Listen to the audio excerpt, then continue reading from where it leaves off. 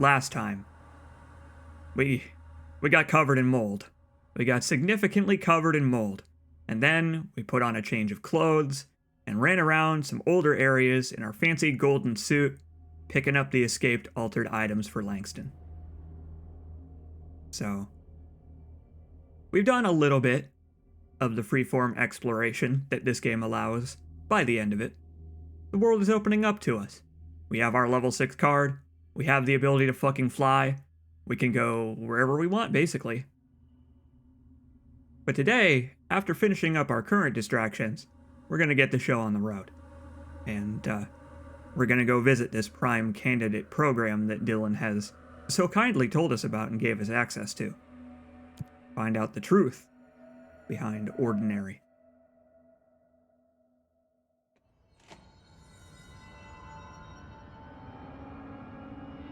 There it is. We gotta start off with our ritual. As usual. Windowed. Full screen. And it's fixed. Why does that fix it? I don't know. I don't think I'll ever know. The internet is a mystery to me. We are currently in research still. We are currently in the Synchronicity Lab. We found this place at the tail end of the last stream, and I decided to call it because it was like 11:30 at night, and I figured this would be a pretty fun way to start off this stream. So let's learn all about synchronicity, shall we? Let's see. The mirror. This proposal is to finally determine the precise nature of the reflected space within the altered item. Is it transplanar, psychologically generated, or rooted within our own dimension? How does the altered item know the space in its vicinity well enough to reflect it? Why does it reflect some materials, but not others? Is the space a parallel reality? If so, we need to consider that while we possess this physical end of the mirror, someone else owns the other. What purposes might they use it for? Can they walk through into our own world? What are their motives? Lastly, to what purpose does the altered item produce the reflections of individuals that enter it? Can these reflected entities leave the altered item? As with all altered items, we need to attempt to distinguish if this behavior is overwhelmingly hostile towards humanity. I'm just gonna guess that that's probably what that says. 'Cause, I mean, the mold, we've got hiss, like we got that balloon that leaks black gunk, the sledgehammer that rots people who touch it. The first thing you probably should do when discovering a new altered item is determine if it's hazardous to humankind. And immediately destroy it if so. No more hiss. Never again. Debrief for Mirror Excursion 7C. Subject is Agent Hardy. Hardy spent approximately 3 hours in the mirror. The longest time on record. Can you describe your experience inside, Agent Hardy?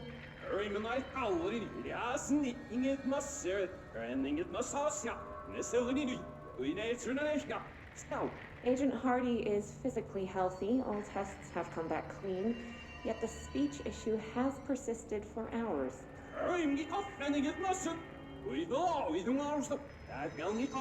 Calm down, Agent.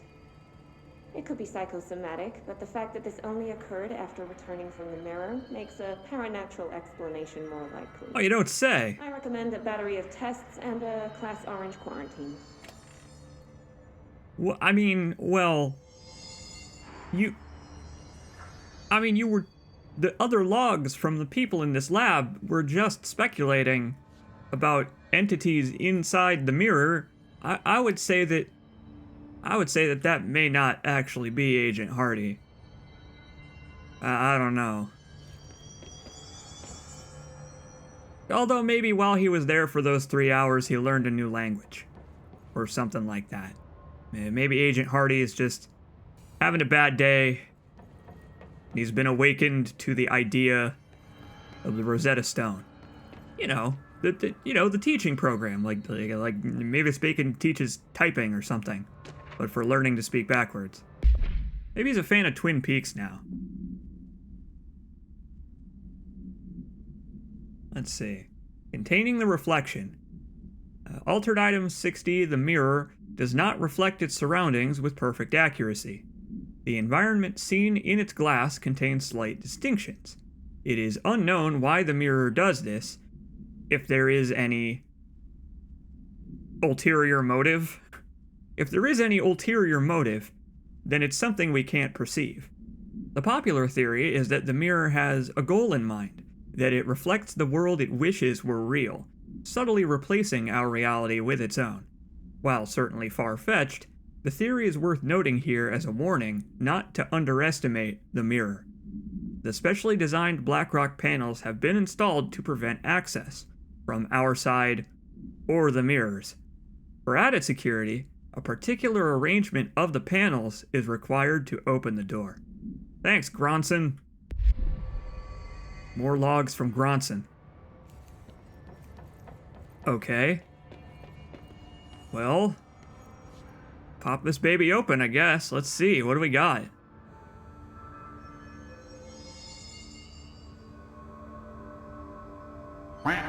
Quack.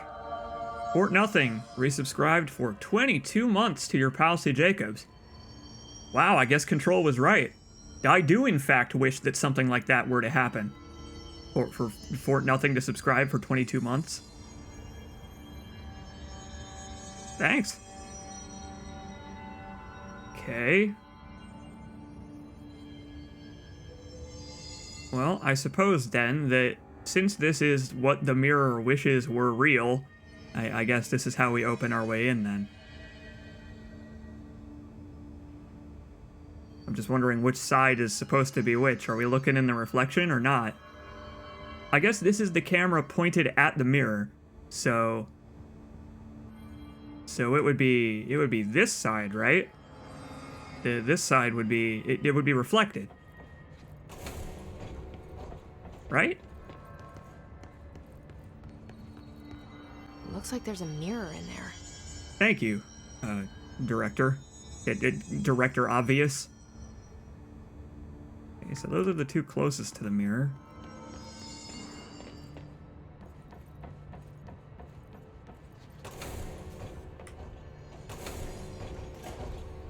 How you doing in there, pal? Trying to get you out. Although that doesn't seem like an entirely good idea. No, I think I was probably overthinking it. Still, though, it was worth a try. Although, hold that thought. I wonder what will happen if I look into the mirror itself. Can I do that from here? I think I can see it from the other side. Yeah, I know there are two cameras pointed at the mirror. I'm aware of that. No, I can't see it from this side. Alright, well, let's just do it in the opposite order then.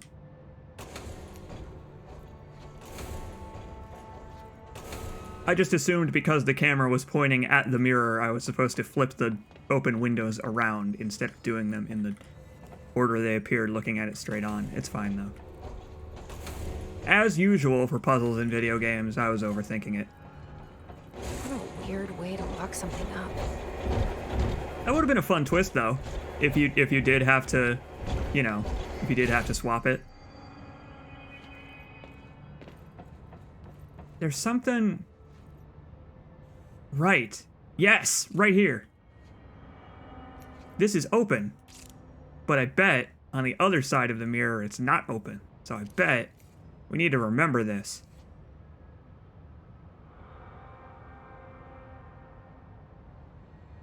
Alright, I got it.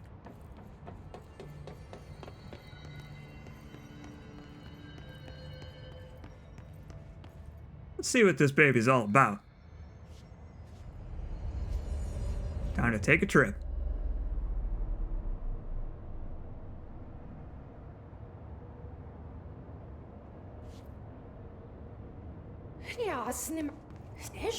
Wait, that didn't sound right.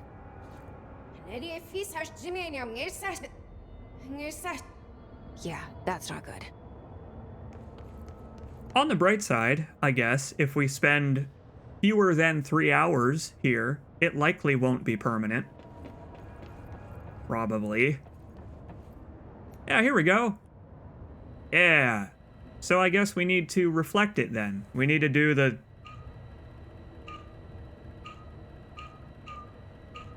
Oh, look at those mirror textures loading.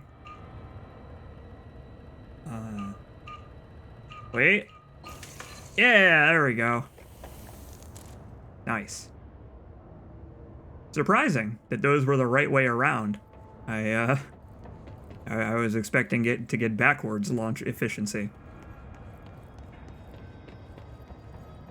Okay, well this is kind of unfortunate. I can't read any of this. I do like that the entire world on the other side of the mirror is reflected though, even though it's beyond what the mirror could reasonably see. Maybe it is a portal to another dimension.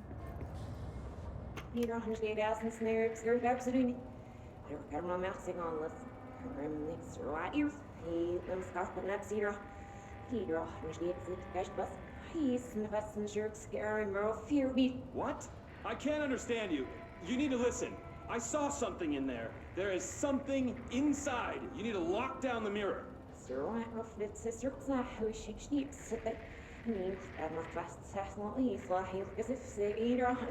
Why are you talking like that? What's wrong with you? All of you?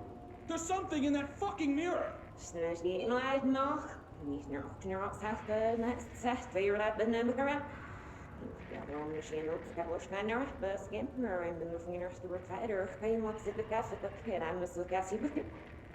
Oh, I would love to reverse that.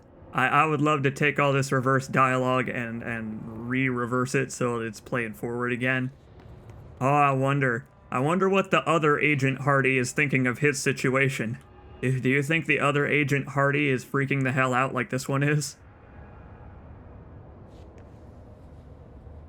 It's the same one as in the normal world? Is it? Interesting. Well, then, there you go. I guess the other Agent Hardy is experiencing the same emotional distress. To be fair, I would feel the same way if I went through the mirror and then thought that my own world had suddenly flipped around. But you know what? Honestly, this doesn't seem like one of those like body snatcher type situations. Because this is a pretty easy problem to solve. You just have to reverse what the person is saying and then you can understand it. So, maybe things turned out okay for Agent Hardy. Agents Hardy. Never know, I guess.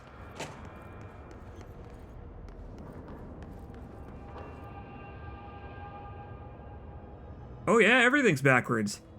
Yeah. Man, I could barely read words forward. Expecting me to read them the other way around is ridiculous.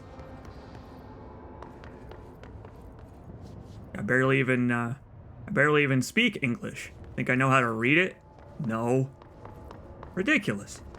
All of these notes that I have been reading for the whole entire course of this playthrough, just been pure coincidence that I've been getting it right.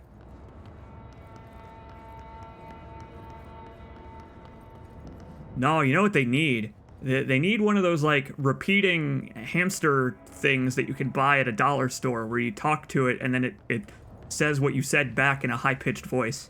Just literally reverse engineer one of those. Did you see that? Someone's in there. Agent Hardy? Hurry, Nano Monsieur. Whoa. Oh. Hold that thought. Hold that thought, Bureau Alert. I think we got company.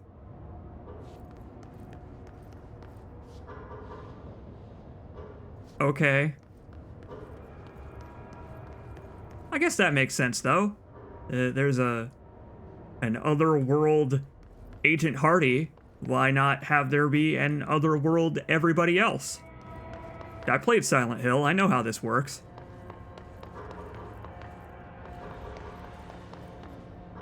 Oh, there are hiss here. They're just called, like, sih. Oh. I see her. Hey, what's up?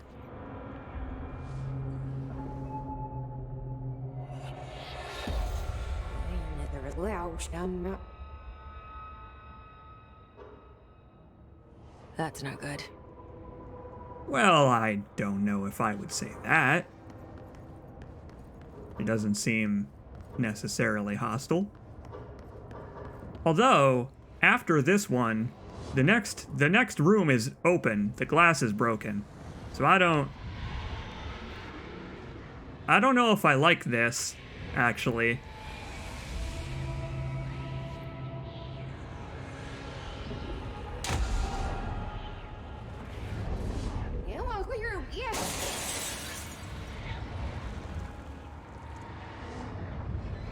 Uh-oh.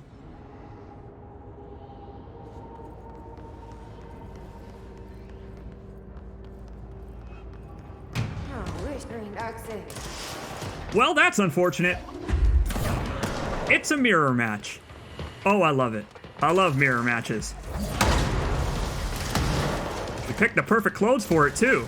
I mean, after all, we are the good clone. It's like the chat says, we don't have an evil goatee or anything like that. Although she doesn't have one either, but maybe she shaved recently. Evil clones are, they are required by law to have goatees. Oh, I love this. I love it. Bring it on, S-Edge! Nothing but a pale imitation. Damn right. Good thing it can't fly. Another one? Oh, hell. Oh, no, thank you. Who could play at that game? Me.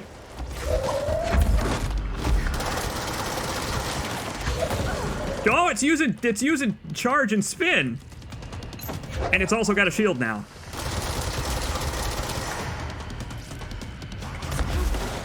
Oh, you're telegraphing your moves. You really are like me.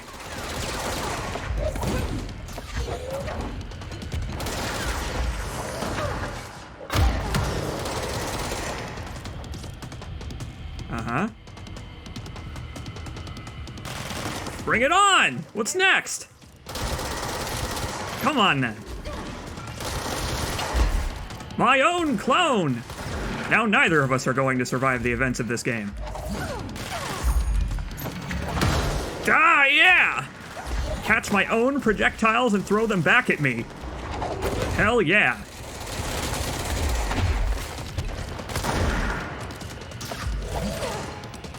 Oh my god, I'm out of ammo. I didn't even look. I was busy. Okay, obviously, Shatter is not going to work. Shatter only works when I'm the one using it, not when I'm using it on myself. Man, I am a pain in the ass. I can see why the enemies don't like me. That better be all of them. Jesus. That explains why they locked this mirror up.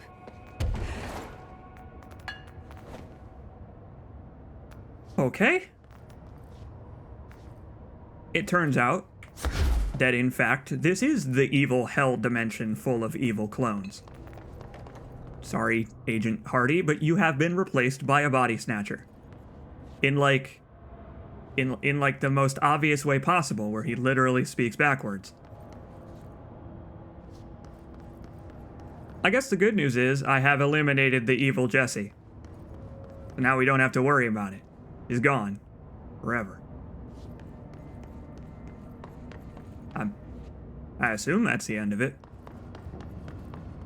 That's fun, though. I like that a lot. I like that they give you a mirror match just to show you firsthand what a pain in the ass you are to your enemies. I mean, you saw her dipping and ducking and diving and dodging.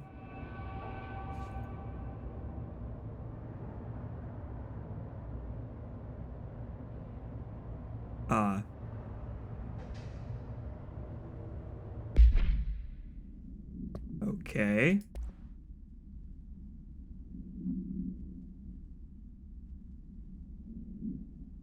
Oh, that was an episode of Threshold Kids we just got. Oh no.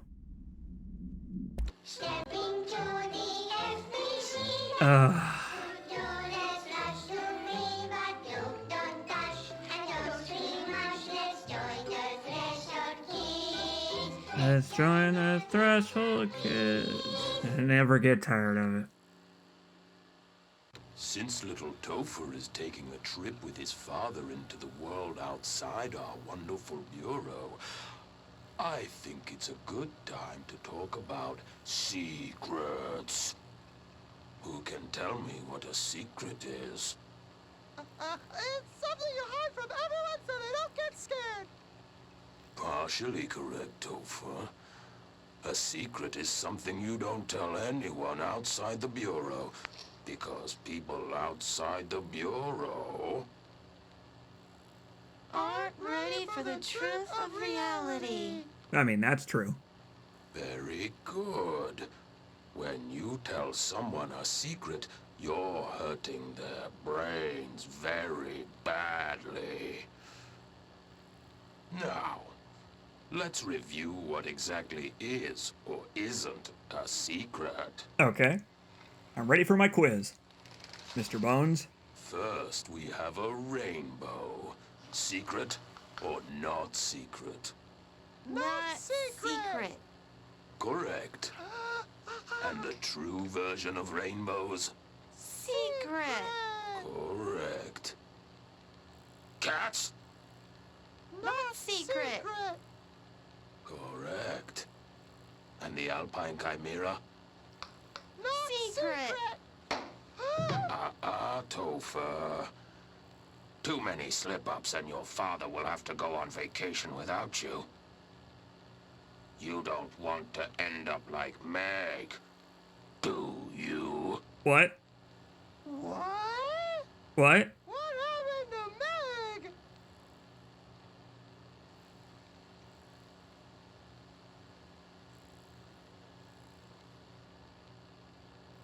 I'm not allowed to go outside anymore.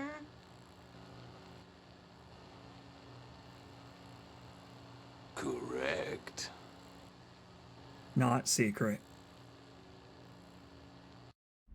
That's just the end of that one. Okay.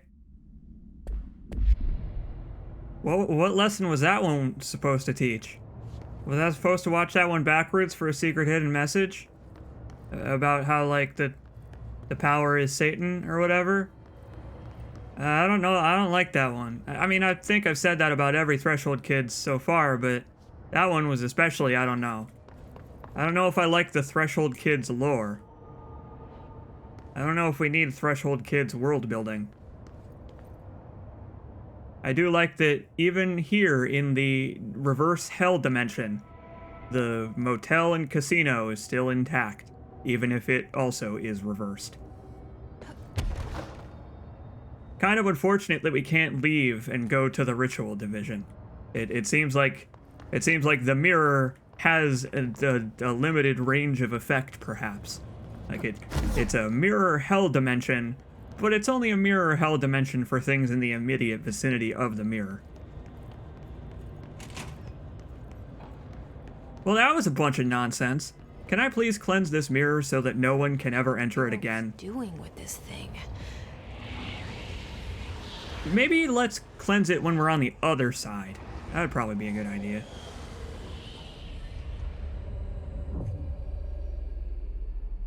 Man, that's so cool. That's such a cool effect.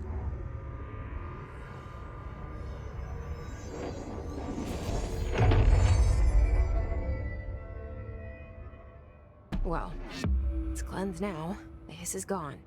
It's dealt with. Good. Now it's just a normal mirror with an alternate dimension on the other side.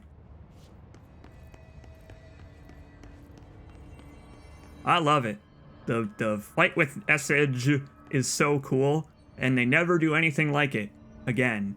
Well, that I know of, because it's so unique, and I think it's better served as something unique. There's just something about mirror matches, fights with Shadowed Link, that I think are so cool.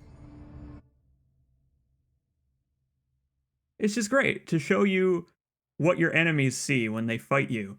It's like I don't know, it's like in The Darkness when you get to see Jackie from the third person, and it's like, oh god, he looks like a horrible demon man with tentacles coming off of him. The horrible Cthulhu man. I don't like it.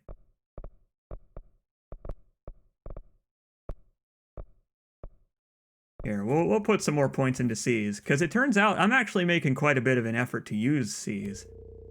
More than I thought I would.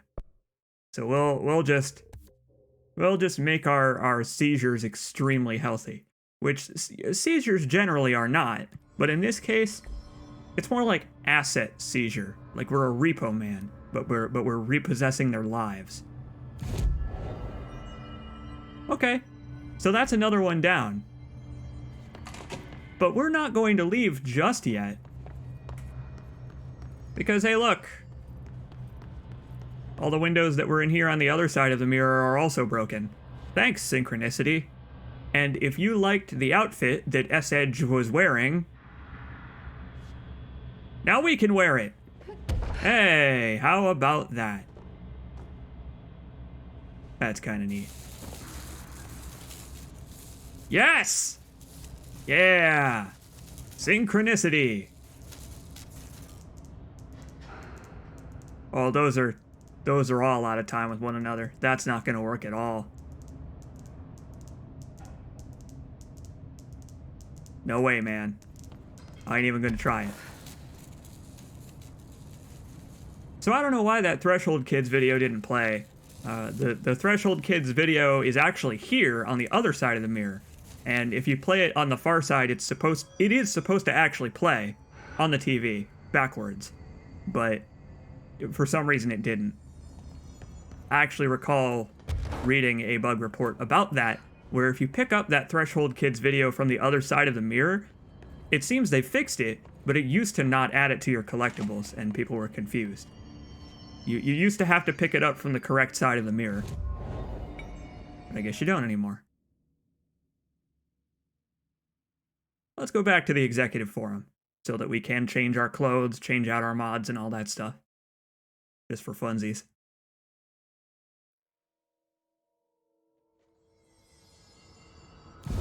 Got a new outfit. Might as well put it on. I love it. This is the outfit that you wear when you're going to do like dark otherworldly telekinesis based stuff. This is an X-Men outfit. I'm sure one of the X-Men wears this. I love it. It looks like my clothes are fashioned after the building. They look so cool. And when you're jumping and running around, it's the coattails just fly everywhere. It's neat.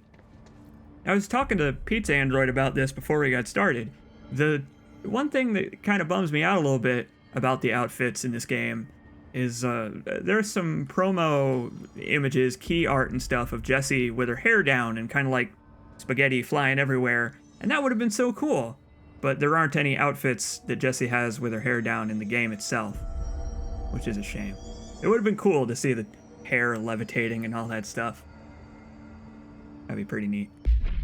All right, so let's change things up a bit. What do we got here? We've still got Speen equipped. We can probably keep all this. Keep all this how it is. We don't need this.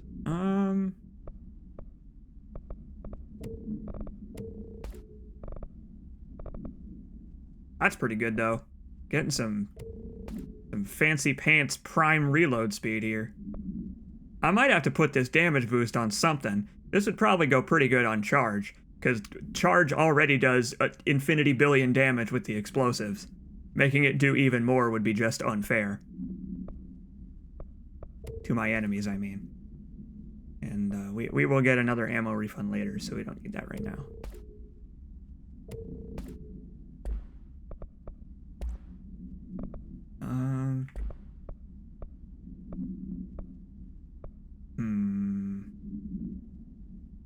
This is all fine. Wait, no, I still wanted to get rid of some of them, though.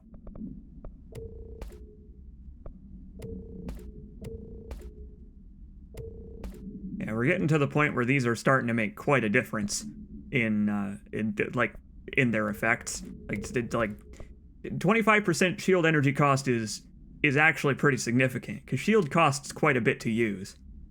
So lowering that if you use shield a lot, it's a good choice. Really, there are no bad choices, but you get what I mean. Some choices are better than others. Let's see. While we're here... Oh, shit, I forgot. We needed to go talk to Dr. Underhill to tell her we had taken care of the mold in research. Oops. Do I want to do that now? No, we'll do it later. We'll be back in research one more time later. For now, let's go talk to Dylan again. See if he's had any interesting dreams since we last spoke. I told you, he's got a ton of them. What up, bro? Maybe I'm just here to punish myself. Any new dreams you'd like to share, Dylan?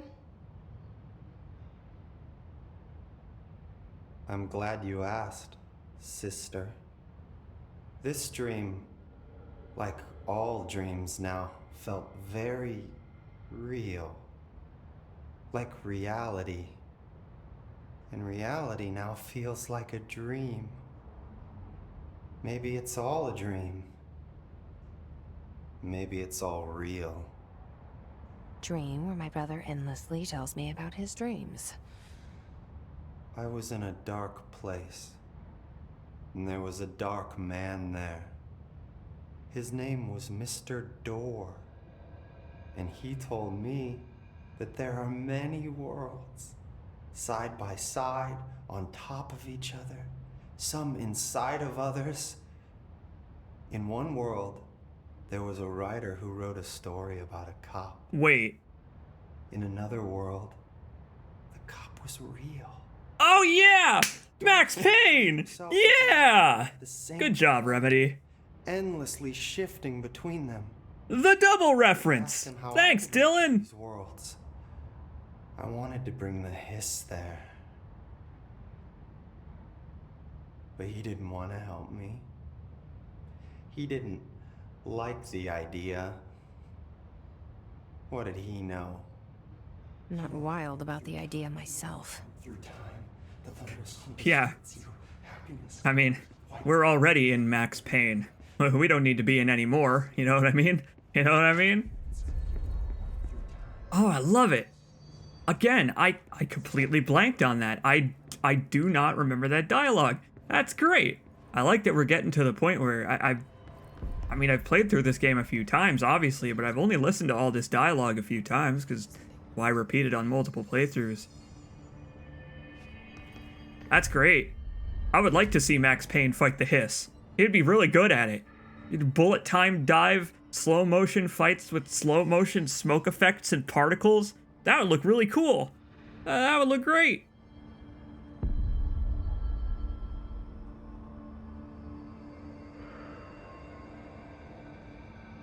Suspension of disbelief is finally shattered.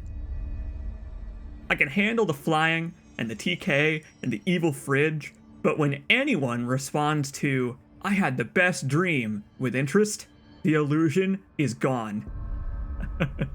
How rude. But also you're correct.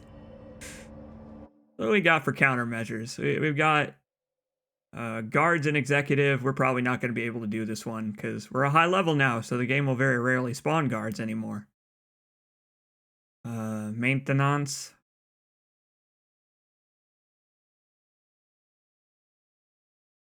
We will keep that. We will keep that. Then we'll take that. There we go. What do I want to do? We got a couple of missions here. I think we are going... I think we are going to go and do an expedition. Because, again, I've poked my head in, but I've never actually done one of these myself. Like, to completion. I just wanted to check them out and see what they were like. So... Lots of errors on this form. People still stealing guns. Let's go do an expedition. See what those are like now that we have some jukebox tokens. This is Lynn Salvador, head of Bureau Security. I'm making a formal security order due to the incident in April, case number 21HQ593. Improper use of the jukebox altered item led to 2 fatalities. We believe a pair of agents used the jukebox to travel to the quarry threshold and engage in inappropriate workplace behavior. The Copulation. expedition team found them decomposing at the formation's base a week later. At least we found out the jukebox doesn't bring corpses back when the song ends. I'm having the jukebox placed in a secure location in the executive sector. It should never have been accessible to low clearance staff in the first place. The new location's security and proximity to a high-traffic area will prevent misuse, while still allowing for expedition teams to access it when required. See me for any further details. You know what? To be fair, other than the extra-dimensional horror, the quarry does seem like a nice place to go on a romantic date. I mean, you've seen the sky in there. It's very pretty. I would say there are worse places. Maybe they just didn't count on the hiss being there.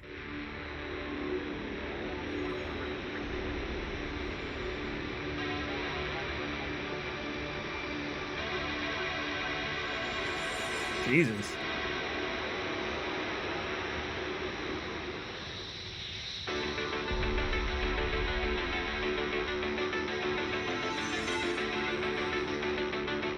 All right, calm down.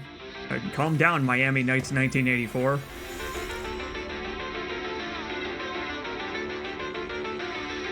I know, this music's straight out of Far Cry Blood Dragon. Apparently the Bureau has an internal newspaper, which seems a little pointless, unless it's talking about activities within the Bureau. But even then, like 75% of it would be redacted. I don't know, man. Seems kind of pointless. America Overnight results. The America Overnight program has operated successfully for over several years, a number of years. Originally designed to assist in providing disinformation to the naturally skeptical population of America, it has additionally led to the discovery of numerous AWEs and altered materials by allowing civilians to call in and report their experiences with the paranatural. In fact, America Overnight alerted the Bureau of the Ocean View Motel and Casino in its first year of operation alone. That's probably not what that says. In this report, the investigation sector have categorized and cataloged, I said that backwards, each episode of America Overnight that has resulted in a successful Bureau investigation in order to help AWE occurrence analysis. The more odd and incomprehensible results of Night Springs have also been cataloged in a separate report. Yeah. Apparently this America Overnight program, we heard a tape from several streams ago now. Apparently it's an inside job. I guess people were right to be, people were right to be mistrusting of even the believers in the supernatural. You know all those radio shows, AM, FM, whatever, radio broadcasts talking about ghosts in the real world? It's all an FBI sting. But the good news is they're looking for ghosts, not looking to read your personal information or whatever, or read your mind. So I guess we can take solace in that at least.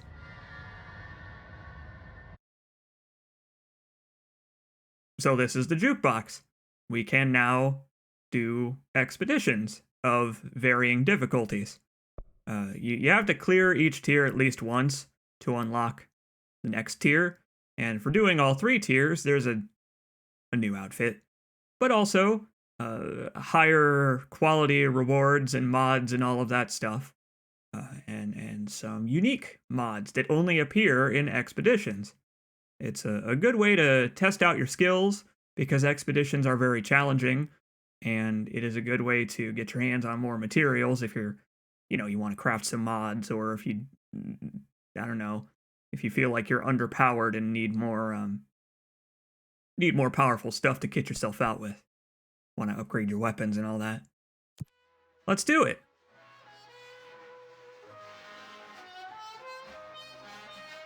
What a lovely tune. But yeah, generating an expedition gives you modifiers on the enemies within the expedition. Higher tiers mean more modifiers, positive and negative. And if we don't like the modifiers that we get, we can abandon the expedition to re-roll them. You can see? But it'll cost... We don't get our tokens back. Apparently this thing doesn't have a coin return slot on it. Let's do it, I guess. Oh, hell yeah! We could not restore your saved campaign progress. If you proceed now, your campaign progress will be reset. That's actually fine. I think I know why this happened. I think this happened because of that time I mentioned where I tried out expeditions. Oh! Oh, yeah! Oh, yeah, I hope it's not flashing you right now. It's flashing me. Uh-oh. Oh, it's busted. Hell yeah. I think it's trying to load my previous expedition, but I obviously I rolled back my save, so it can't. Sorry about that, if that was flashing on your screens. I apologize.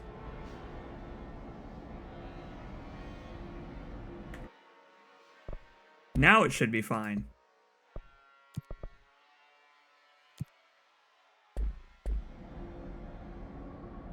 There we go. Now it's better. So that's, I think that happened because expeditions are, they're generated when you put a coin in the jukebox, obviously. So you have to, if you do what I did to roll back my save and just delete the file, it'll look for the file for your previous expedition, and it's like, uh-oh. What do we do? Fuck if I know.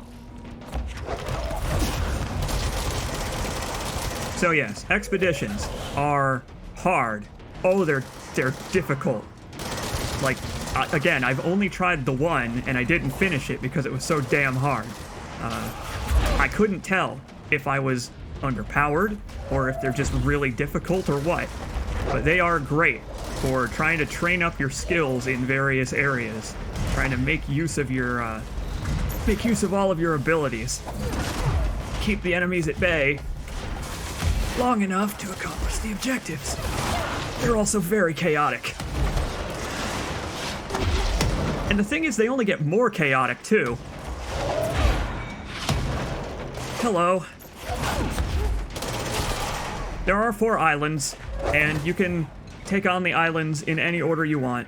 The islands always have the same objectives on them. Like, this one is always defend the control points until they're activated, but the enemies increase in level and health and damage the longer you spend in the expedition. So you gotta be smart about it. You gotta be smart about what order you decide to do things in. Because you gotta tackle them in order that you will be able to handle with your upgrades and your weapons and all that stuff. But you also have to get them done real fast because we only have 20 minutes. It's great. It's chaotic, and it is just what I wanted from, repeatable combat content in this game. Like, there's a little spread of everything in this. There's objective-based stuff. There's combat arenas. There's collectibles to find here, too. There are also some logs and stuff, but we really don't have time for those right now. We gotta move on. Whew. My God. But I love this. I love it. The fact that this was free is a very pleasant surprise.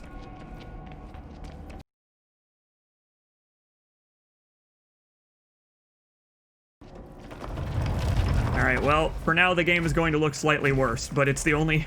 apparently it's the only way I can play the expeditions without having horrible crashing issues, so...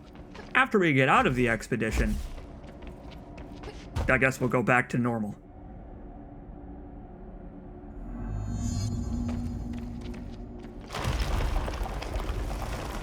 Yeah, game's still good looking, although I am just using normal upscaling now instead of DLSS, so it probably looks kind of blurry. Oh well. We'll deal with it.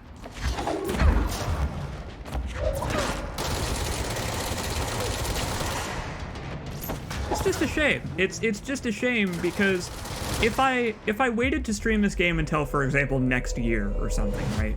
I bet you whatever problem is causing this, OBS will have just coincidentally patched it out. Whatever's causing this to happen. It's just a shame.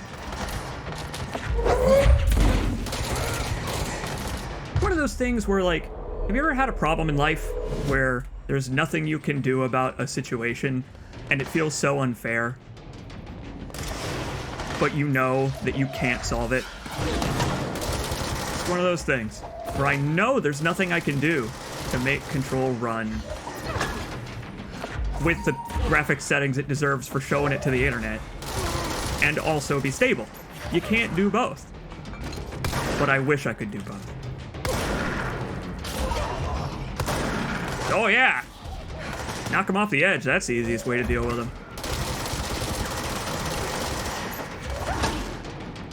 Honestly, I don't know if I'll be able to do this now. I might not have enough time. Because the time requirement on expeditions is very, very strict, actually. Like, surprisingly so. More so than you'd think.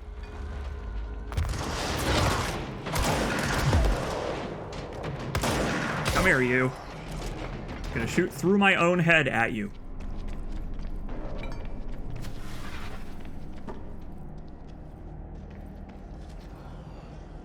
Those are some big skulls.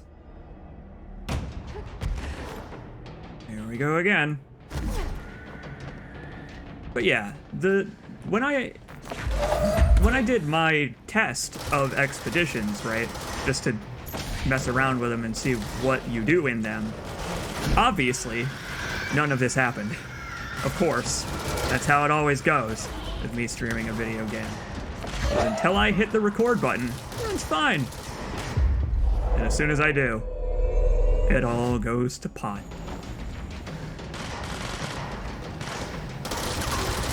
Yeah, shoot those grenades at me. Stand in a crowd of exploding enemies specifically to make my life easier. It's like he knows.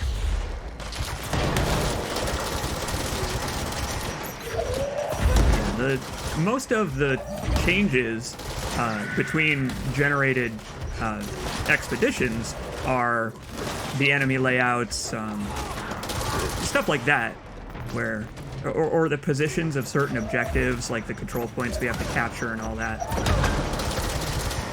So they managed to change it up so that it's always similar but different.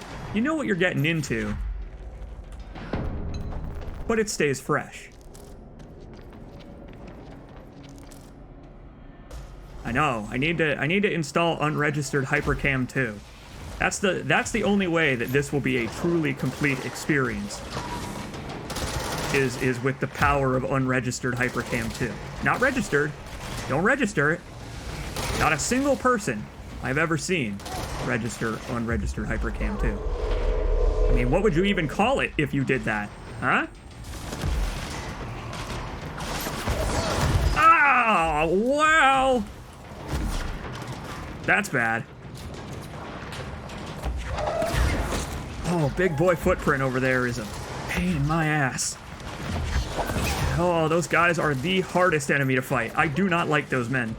Like, the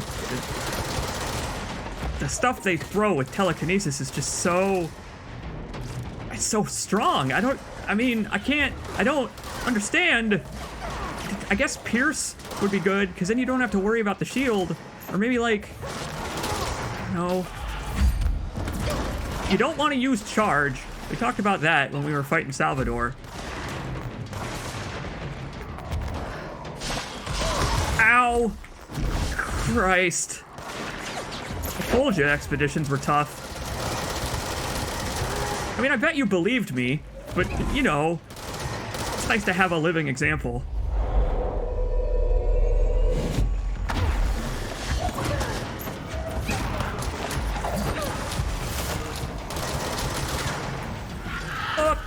Yep, it's fine.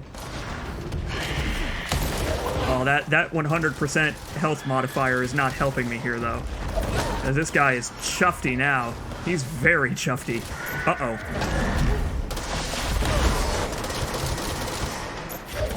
Honestly, that triple throw he just did is part of the reason these guys are so damn dangerous. It's because he just, I mean, what do you do when he throws all 3 of those bricks at once? Yes! There we go.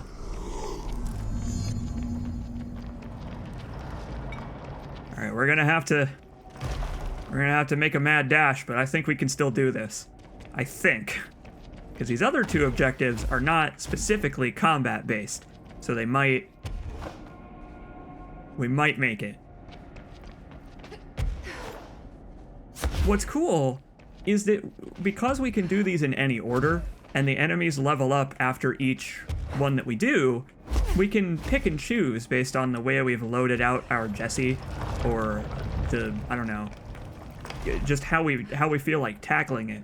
There are some strategic decisions you can make, even though the enemy placement and stuff is random. And this one is especially random over here. Because this one requires us to find these long dead rangers. Pick up their trackers without getting ourselves killed. And they could be anywhere in here. Yeah, they are sometimes very, very well hidden. Gotta listen for the beeping. Uh-oh. I see a spooky ghost. No, thank you. I am not interested.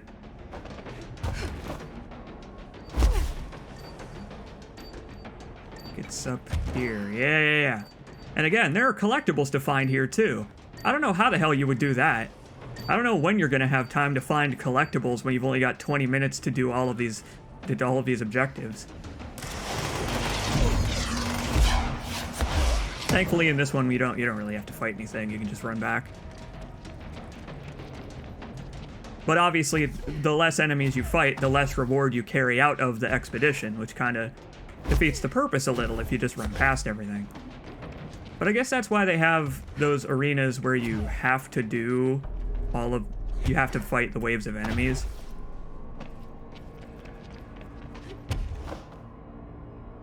And you do it once for objectives and again for collectibles. Yeah, so you could do that, where you could just sacrifice 1 jukebox token or whatever to go and, go and pick up all the audio logs. Because all you have to do is pick them up. You don't have to stand there listening, because they're added to your collectibles list. This one, though, will be the easiest one, I bet, because we have trained for this.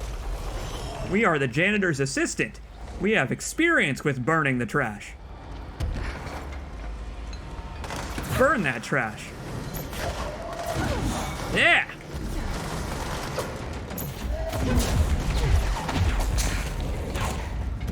Now we gotta find the last one. Okay. I love it though. I love that it's got variety in the things that you have to do. Like it's not all like defeat waves of enemies in these 4 locations. No, it's varied, especially where the trash is. There it is. Yeah, I really like the use of color as well. I like this game uses a lot of like deep red contrasting with stuff like neutral colors like gray or the dark blue. There's a lot of really pretty visuals. And boy, I wish I could show you those visuals with RTX lighting turned on, but OBS just absolutely hates streaming this game for some reason, so I cannot. But look at that, we're done. We did it, with time to spare. And now all we have to do is collect our winnings and leave, right? All we have to do is collect our winnings and leave now that the expedition is complete. Uh-oh. It's a tourist.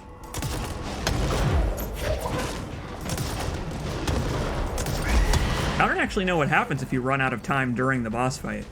I don't know if it just counts as a loss or what. But I figured out a strategy, kinda, for fighting these hiss distorted.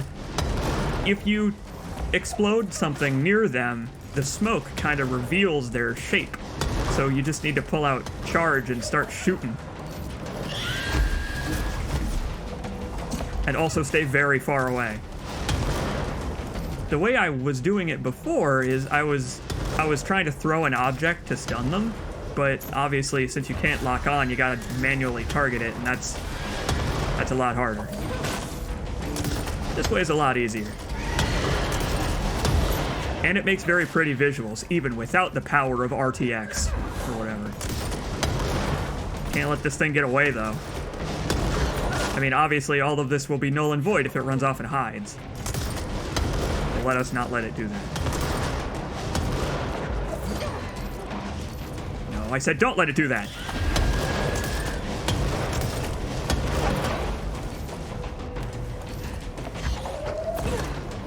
Ah, hell.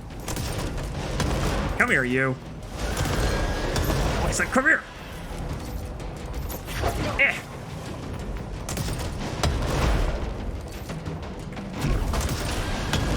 There we go. Hell yeah. The game crashed a whole bunch of times. I almost got killed by overpowered bosses, and the enemies had twice as much health as they normally have. But we did it. We have completed an expedition.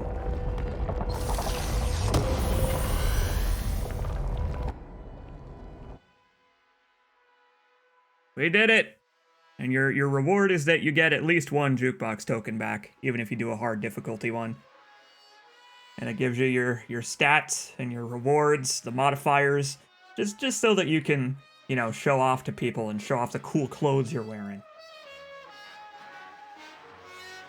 I love it. And now, I guess, to never do another expedition on stream again, because apparently it just causes my computer to commit suicide immediately.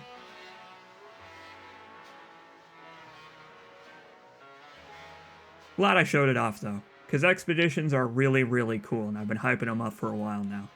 If you want more control over control, here you go. Guess the song ended. Good timing.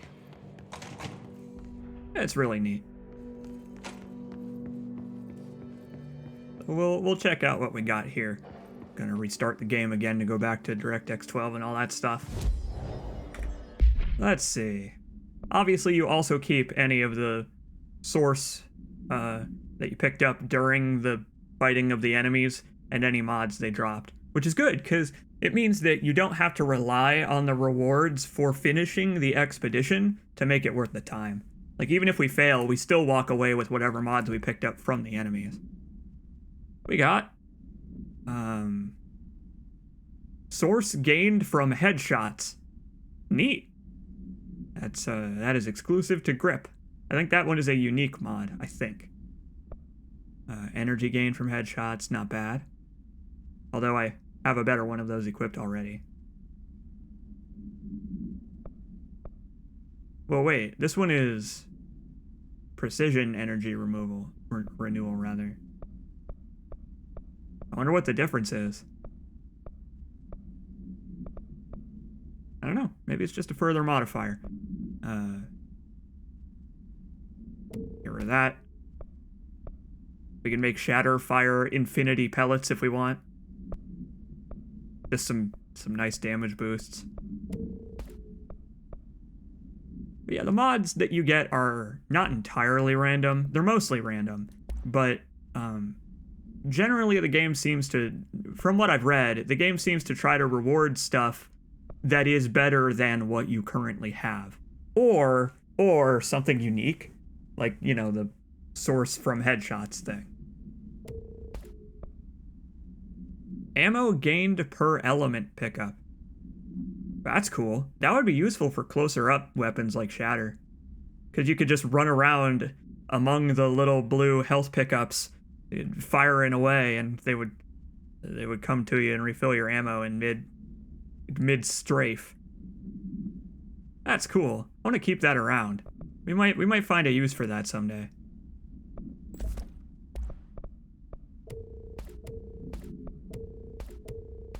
There we go. And we're good. Okay. So I'm gonna quit out of the game real quick. And we are going to go back to DirectX 12 now. I think the reason that it just committed suicide, it just killed itself and killed my computer as well. I think the reason it did that is because there's just so many reflections and so much smoke, and there's so many RTX effects going on at once that it can't keep up. The expedition area is beautiful, but I can see it bringing even an extremely powerful computer to its fucking knees. Because, everything is a reflective surface. The whole fucking thing is made out of the floating black rock stuff, so everything is going to be reflecting everything else. So I guess it's understandable that it would crash.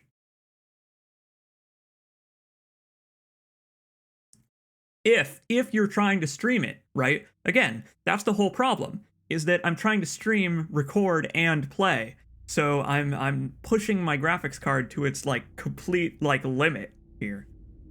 If I had a dedicated streaming PC, it wouldn't be as big of an issue. I would still have to locally record, but yeah, it wouldn't be as big of a problem. But again, we know how that went when I tried that. Not doing that again. That poor GPU. Well, but that's the thing, right? It's a 2080 Ti, so it's not even maxed out. It only peaks at I don't know. It only peaks at 85 to 90% usage. It's still got a good amount of headroom. It's just the speed at that point. It gets bogged down. It gets saturated. It can potentially work harder, but at that point, it just can't work any faster. And that's what I would need. I would need it to work faster. Fuck, if they're in there, we go around that way. No. Oh, look at Mr. Strategery over here. I guess since Marshall is gone now, Arish has taken up her position. How you doing, buddy? There you are. Did you find those Rangers at the formation? I found them. But it's not good news. The Hiss got there first. Lots of them. Another dead team. Jesus. I should have seen this coming. The formation, it's got a pull to it. Things just end up there. I'm sure you saw all the junk from the Bureau lying around. There were a lot of Hiss, Arish. I mean, a lot. Did they get pulled in too? Or they forced their way in. The formation is just a big question mark to us. But who knows? You might even find some useful stuff down there. All I know is we cannot let the Hiss get comfortable. Sounds like you have a plan. Uh-huh. A simple one. You need to find more tokens and clear the Hiss the fuck out of the formation. That is simple. Oh, and I found a file on the formation while you were gone. You take a look for yourself if you want. A lot of the terms in there are way beyond me. I don't like to overcomplicate these situations. When in doubt, fuck it. Shoot something, right? My man. Helpful, Arish. I try. But he's right. When in doubt, shoot it. I have to go. Me too. You're not the only one who's busy, We've got so much evidence of that working so far. Yeah, I know the mold quest is still to be handed in. We'll worry about it later. Not a big deal. Let's see. Tell me about the formation and how much it sucks. Believe me, I know how much it sucks. It killed my computer. Well, here's the jukebox. Item is to be kept in a secure location in the executive sector. Yeah, real secure. People could just walk right on in. I guess they fixed that now, though. The room must be sealed before usage to prevent unintentional transportation of staff. It is a classic 1950s jukebox made by Songmaster Entertainment Limited. The jukebox was found with a single record inside titled A Song for the Others by someone with no talent. When this record is played in the object, anyone within earshot is translocated for as long as the album is playing. Those involved in the object's first known incident report being transported to a tropical beach, exact location unknown. We're gonna have to play Death Stranding to find the location of the beach. When this object is used in the oldest house, It only transports users to an area located in the recently manifested quarry threshold. Researchers theorize that this site's unique spatial density results in all transitioning material gravitating to its position, as has been observed within other Bureau equipment. The oldest house's unique nature could also be having an effect on the object itself. This object is not bound to any known individual. Attempts by Bureau staff to bind it have resulted in extreme casualties and should not be attempted again.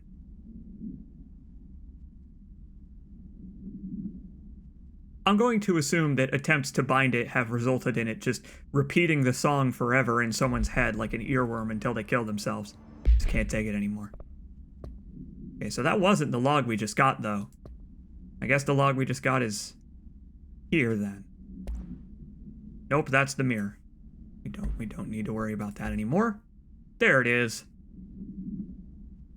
The formation is a tall stone structure found in Quarry Site Beta, only reachable by placing distinct tokens into the jukebox object of power. See OOP10 case files for details. The formation's exact purpose is incredibly mysterious, but we can at least examine its relationship with the weirdness surrounding it. Measuring devices found trace evidence of hiss, hiss, and more hiss at certain lines running from the formation to the, I don't know, to the Bureau, to the quarry, could be anything. When examined properly, 4 direct ritual tethers were detected. Some form of sympathetic causality connects the formation with, maybe, I don't know, the jukebox? Quarry? I don't know. Which means, in theory, that when certain fancy dance moves are performed at one... wait, no. What? Oh, I see. Okay. It's synchronicity again. Capturing the control points, except inside the formation. It'll physically affect the other, yeah. I've been urged to note here that some individuals believe the formation responds to any fulfillment of purpose or desire in nearby individuals. Though I'd like to remind those individuals that we're the parakinesiology department, not the parafeelings department. I'm proud to report that my team was able to design, construct, and install a permanent detection system. These arches will help rangers identify when the causal tethers are active, allowing them to better go off and get killed trying to do research in the name of science. So I guess that's referring to those archways that cause the stones to form into a path for us. Apparently those are Bureau developed. They're learning how to harness the black rock in more ways than just, keeping paranatural entities contained. Good for them. Now, with all of that technological nightmare nonsense over with, maybe let's get on with the game, shall we? Can we please get on with the video game now? We've still got a little bit more stuff to do, but it's honestly mostly on the way. We are headed to the Prime Candidate program to learn more about this slide projector. We need to go to containment for that.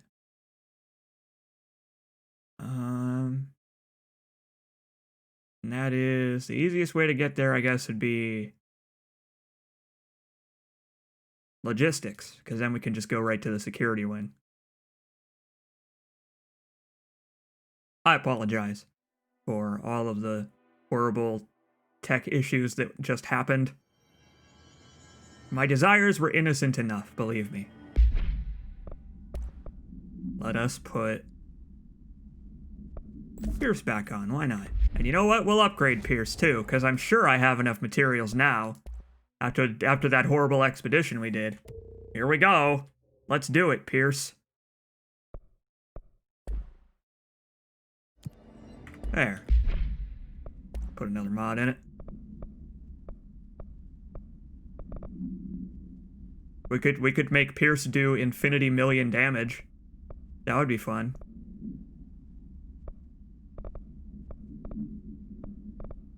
Yeah, all right, let's do it. We'll just turn Pierce into our railgun, I guess, Instead of making it a sniping platform, now it just, if we aim with it, it'll do a bonus of like 75% extra damage now. I think we can probably work with that. Also, there's just a room up here. What is this doing up here? How did this get here? How long has this been here?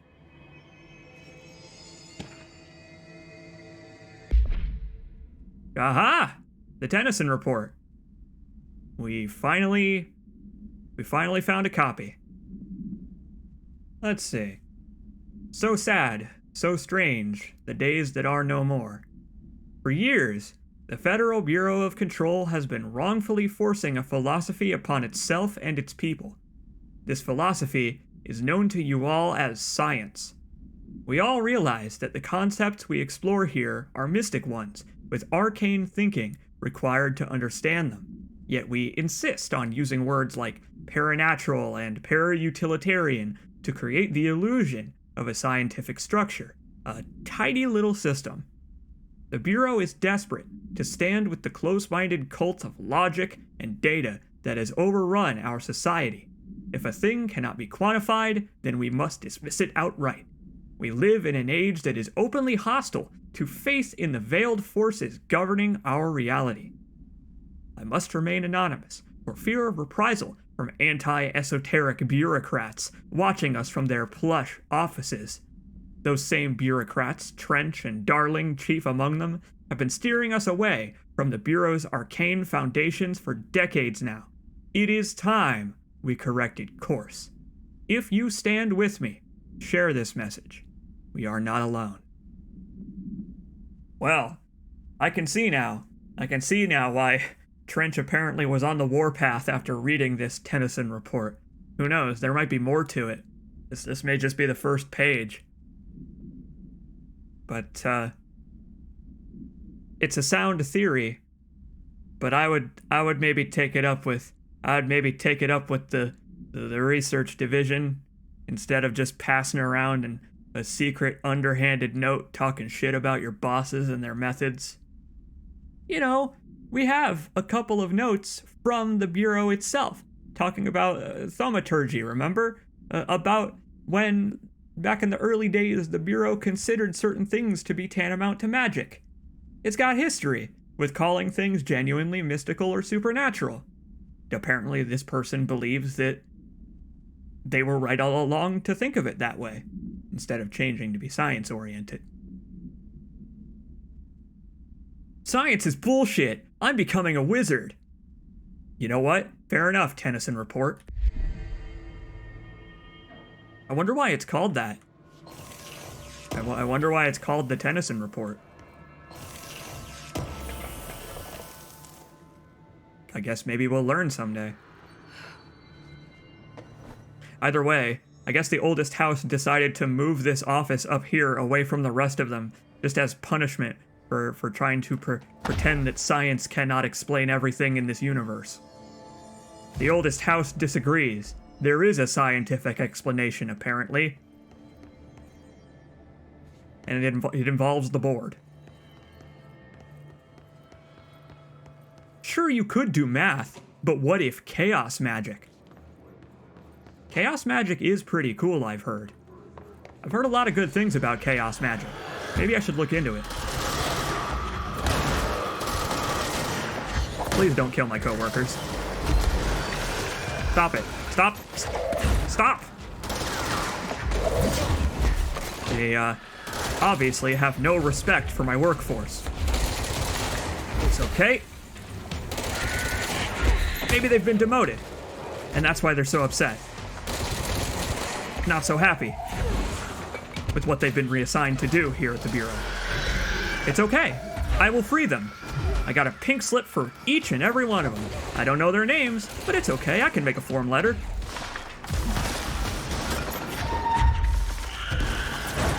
I gotta say, though, they do seem pretty magical. I mean, you know, we talked about this. Any science that is advanced enough is tantamount to magic. Whoops! That's fine. That guy was I mean, he took that explosion like a champ. Look at him, he's still going.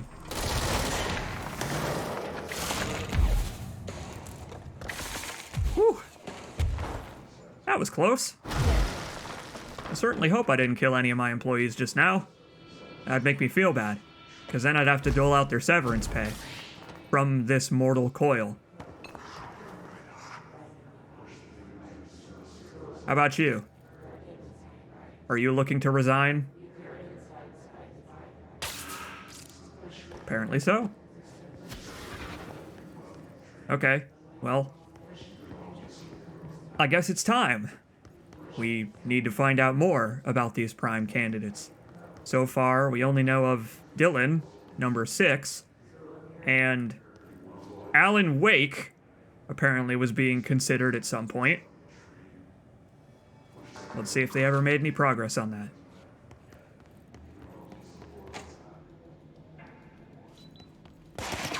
Oh, hey. Pretty light on security, apparently. Oh, hell yeah! Company mascot right here. Look at this guy. Oh. He looks so lovely. He looks like an attentive pup. He looks emotional. I like him. Good mascot for this division. Put him up on all the walls. Replace all the posters of Trench with posters of Jesse, and then replace those posters of Jesse with posters of the dog. Victorian Mirror. Way back in the day, there was this gothic novel about Dracula. It was technically about Vlad the Impaler, but let's ignore that. Let's ignore what it was a metaphor for and talk about the Renaissance of Victorian Gothic. What if there were a mirror that, instead of not showing vampires, showed the whole entire world as a vampire? Well, someone had such a mirror in the real world, and they were soon admitted to a mental ward for emotional instability, soon after relocating to Illinois with her family in 1914.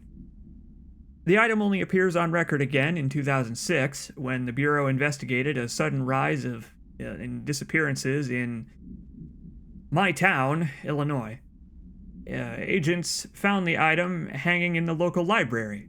They contained it quickly, though the missing people of the town were never recovered. Okay, I guess the mirror actually was a body snatcher mirror all along. Apparently people just wandered in and then never came back. Let's see. August 18th, 1915.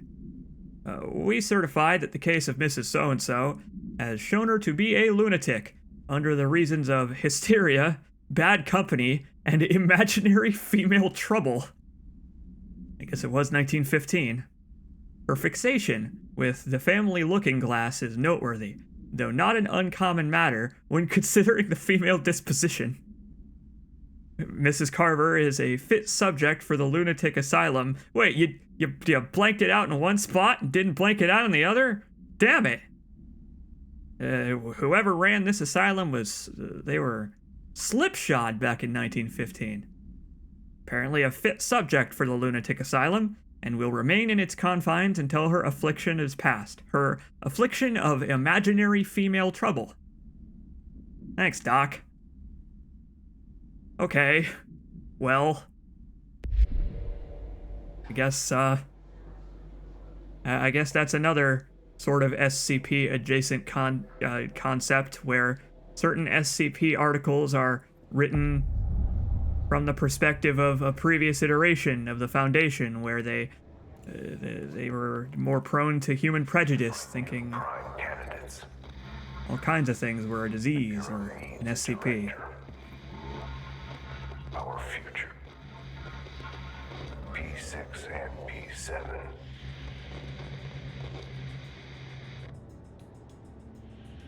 Yeah, right.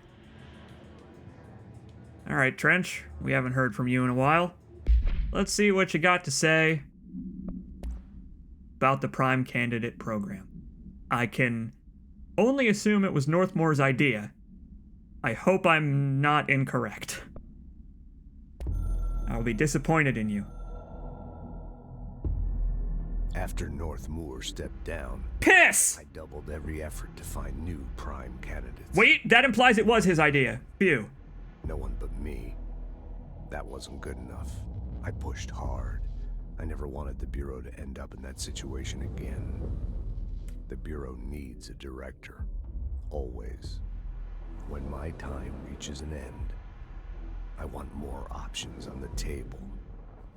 P1 through P5 were all false leads, dead ends, and disappointments. Then P6, Dylan Faden. He fell into our arms. No parents, they're gone, casualties of an AWE. The boy has exceptional talent. The oldest house will be his home. We'll build him from the ground up. He'll be trained and taken care of. Darling can be in charge of this project. I can't. I'll stay away. I will not fail the boy like I failed my own family. My daughter and my wife. We weren't careful enough back then. Something came home with me. I took work home. My Susanna got sick. When I realized my mistake, I wanted to bring her here for Darling to do what he could. Kate flat out refused. Civilian doctors treated our daughter, but they didn't have a clue. She died. Kate left me. Same old story. That was a long time ago. The Bureau is all I have now. And the prime candidates are our future. There are two, P6 and P7. We're spoiled for choice.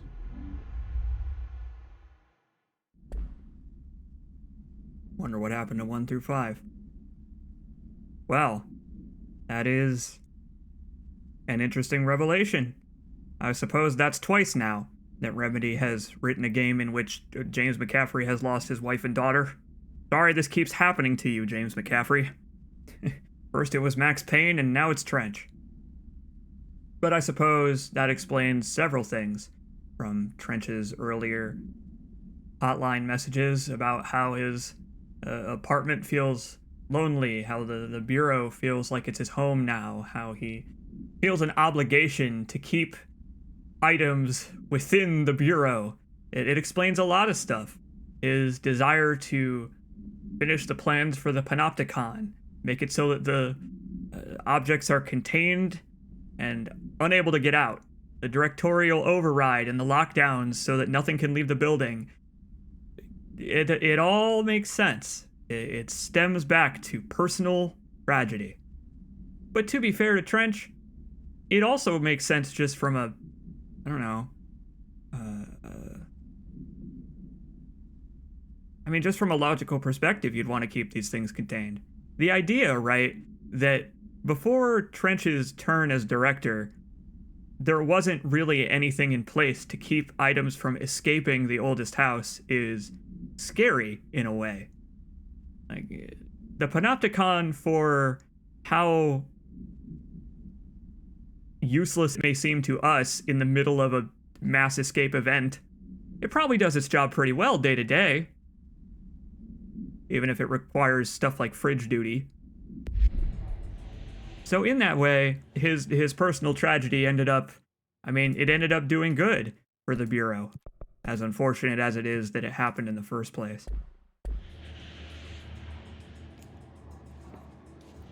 There I go, doing my ritual again. It's become second nature to me now. We got enemies, we got friends, we got hotlines, but we mostly have targets. And we also have one of the scenes from the intro FMV. Hey, how about that, right? You remember the intro FMV? For how goddamn long ago it was? You probably don't remember at this point. Man, it was ages ago. Feels like just yesterday, though. I like it. I like that all of the scenes from the intro FMV do eventually appear in the game. It's just some of them take a while. Holy crap! Oh, we got a real menagerie on our hands here. Wait a minute. Where is that cluster? Where'd that cluster go? You! Stop that! Cut it out! Getting life harder on me. Moment to moment. It's getting more and more difficult the more I play this game, apparently. It's just falling apart at the seams from a tech perspective, and I bet it's the hiss's fault. The hiss is infecting my computer with anti-gravity. Everything is just floating now. You there! I, too, have a railgun that can obliterate health bars. And shields, too.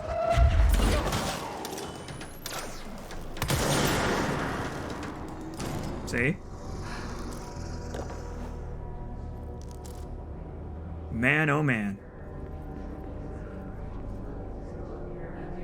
I love it. I like that we have reached the point where the game has kind of played its hand on the non-Euclidean space, right? For a while, they play coy with it. Like, occasionally you get a gunfight or an encounter that takes place in, I don't know, a room where stuff is floating and all of that. A space that doesn't make physical sense. But then, once we get the levitate ability, the game's like, okay, now you can fight in those spaces. Now you can walk around in those spaces. Now you can go anywhere and do anything. Bright Falls supplement. Okay. Hold that thought. We're learning a little bit more about this AWE 35 that we've never heard of before. Not once, ever. Don't watch my Let's Plays. Alice Wake, Mr. Wake's wife, was found during the Bureau investigation. She was interviewed and evaluated. She showed signs of severe mental trauma in the form of extreme memory loss. She was later directed to treatment. It was concluded that she had been trapped in the threshold during its manifestation. Notable individuals still missing after the Bright Falls event are FBI Special Agent Robert Nightingale. Yeah, get fucked, Nightingale! And Dr. Emil Hartman. Get fucked, Hartman! Refer to the Creator's Dilemma and the file regarding the Cauldron Lake Lodge. Yeah, or lack thereof. We destroyed the hell out of that place with the darkness and all that. Good job, Alan Wake. Fixed timeline, yada yada. Bureau researchers believe this event was the result of a forceful perception of subjective reality stemming from Mr. Wake, overlapping on our own. Wake has been flagged as a potential para-utilitarian. See Prime Candidate Program file for more details. In 2011, a book by Clay Stewart titled The Alan Wake Files was published by Roundabout Press, New York and Olympia. Agents interviewed Clay Stewart and suspected minor para-utilitarian sensitivity. He was placed under indefinite surveillance. Notes: a monitoring station was established at Cauldron Lake to alert the Bureau of any future activity. Okay. It's getting more in-depth. They're going harder on it. Alan Wake is involved in all this. Oh, but I love it. I love that they're giving us that follow-up. They couldn't give us Alan Wake 2. Not at the time, anyway. Maybe someday. But this is the next best thing. Tying up the Alan Wake loose ends as best as they can in text logs that are redacted in a government agency. It's great. It's so great. And you know what? I bet it feels nice for Alice, having, woken up on the shores of the lake, having been tormented by the darkness for whoever knows how long, and being welcomed into the arms of people who are like, oh, don't you worry, we get it. We deal with shit like this all the time. I hope they were amicable. I hope they treated her nicely, at least. Apparently she was later directed to treatment. Maybe they paid for her therapist. Although, given other logs we've read about the Bureau's interactions with uninvolved third parties, I don't know.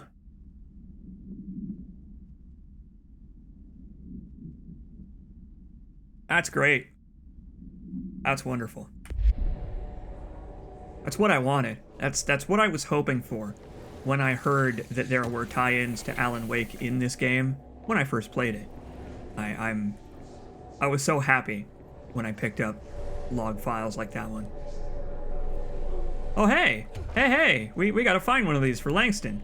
You there! Creepy weirdo mannequin, come here! God, the only thing creepier than one mannequin is a few dozen of the damn things.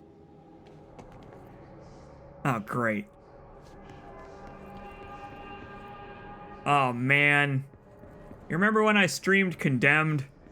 Right before I had my gallbladder removed? Oh, man. Come on now. Ugh. I don't like it one bit. You there!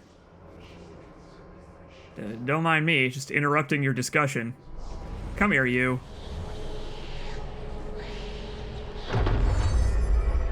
New hero policy. No more mannequins. Thank you, Jesse. I hope that as soon as this nonsense is over, you put that plan into action and enforce it with stringency. Do not, under any circumstance, allow creepy mannequins that can move on their own to run around. Again, Condemned. We learned. I guess we also learned about that in The Evil Within, yeah, to a lesser extent. They weren't sentient, I don't think, just creepy. We got one more to find for Langston, but I don't think it's here. I think it's actually outside in the area that we came from. I think. I don't know, let's check real quick. Flamingo. Sealed threshold. Yeah, we need to go back to the sealed threshold. But it is here. It is here in containment. We'll do that later.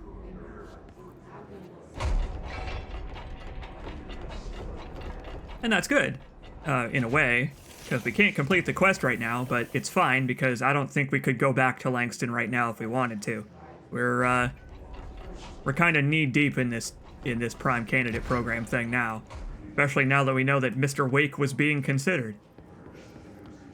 And by the way, in that log, they talked about the Alan Wake files by one Clay Stewart.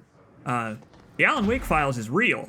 It is a real tie-in novel file collection thing that came out with the special edition of Alan Wake, and it details a lot of the timeline, the plot, the characters as they experience the game's events, and all of that. You know, in-universe interviews with some of the characters. I referenced it quite a bit in the Let's Play. I think I also posted some pages from it whenever they were, like, particularly relevant, but those were in the thread, and obviously the thread is gone now. Oh, no. Again? So soon?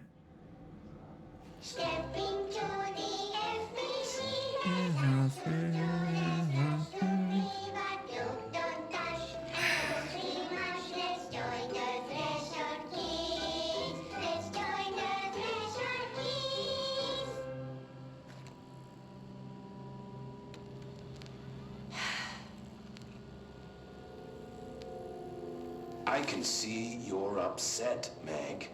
Why don't you tell Uncle Mr. Bones what's wrong? Oh, he is Uncle Death, I told you. I did bad on my clairvoyance test. You can't ace every test, Meg. You see, everyone has different brains.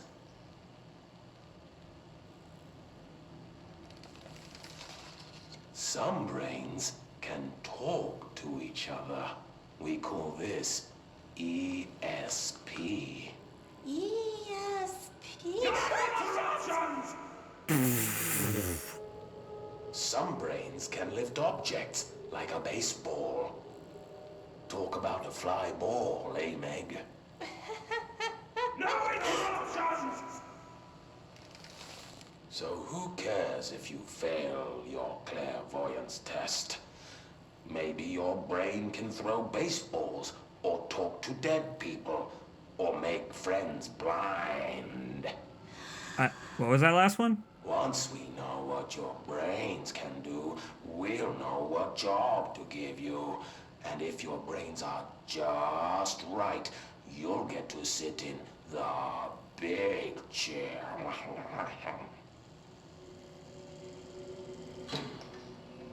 That's a big chair.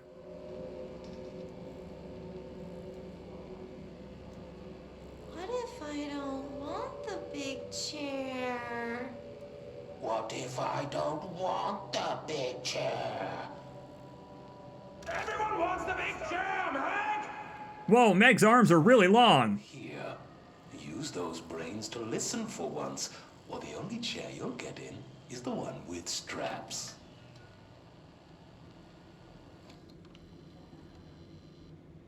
Everyone wants the big chair, apparently. I don't know if... I mean, I guess this series is supposed to be targeted at prime candidates as children, but... I mean... Is that a convincing argument? Does that convince you to want to sit in the big chair? I don't like that. Okay, hang on. Hold on. I considered something just now. About Meg. I considered something about Meg. Where's the Threshold Kids? We gotta look at this. Which one has Meg and Topher in it? This one. Yeah. Oh, hey, look, I didn't notice, but Mr. Bones is in the intro. I don't know what the fuck's up with this guy. He's got problems. Hang on. I've just considered. Meg looks kind of familiar. In a weird way. Topher, I don't know, but... I don't know, something about that red hair just seems kind of similar to someone we may know. Although, I guess if you take off Topher's helmet, maybe he's bald. Wouldn't that be interesting? I'm sure it's just a funny coincidence. Also, I don't know why this has happened, but Jessie has decided to just stay in her combat pose for some reason. Apparently she just wants to hang out in her combat pose here. Is this what Dylan wanted me to see? It doesn't matter. We need to find that projector. Yes, we do. And that looks like the way out of here, so let's go to Dylan's room first. I wish things had gone differently in Ordinary for us. But wishing won't change things. Hey, Dr. Darling, what's up? Will. Ordinary.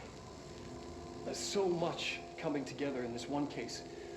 A new object of power, something we have not seen before. I mean, coming from me, that's saying something. And the boy, Dylan Faden, prime candidate 6. And the sister as well. Once we catch up with her, but the boy, so much potential. We're talking Northmore level readings here. And I don't want to invoke his name. It's completely different circumstances here. It's remarkable.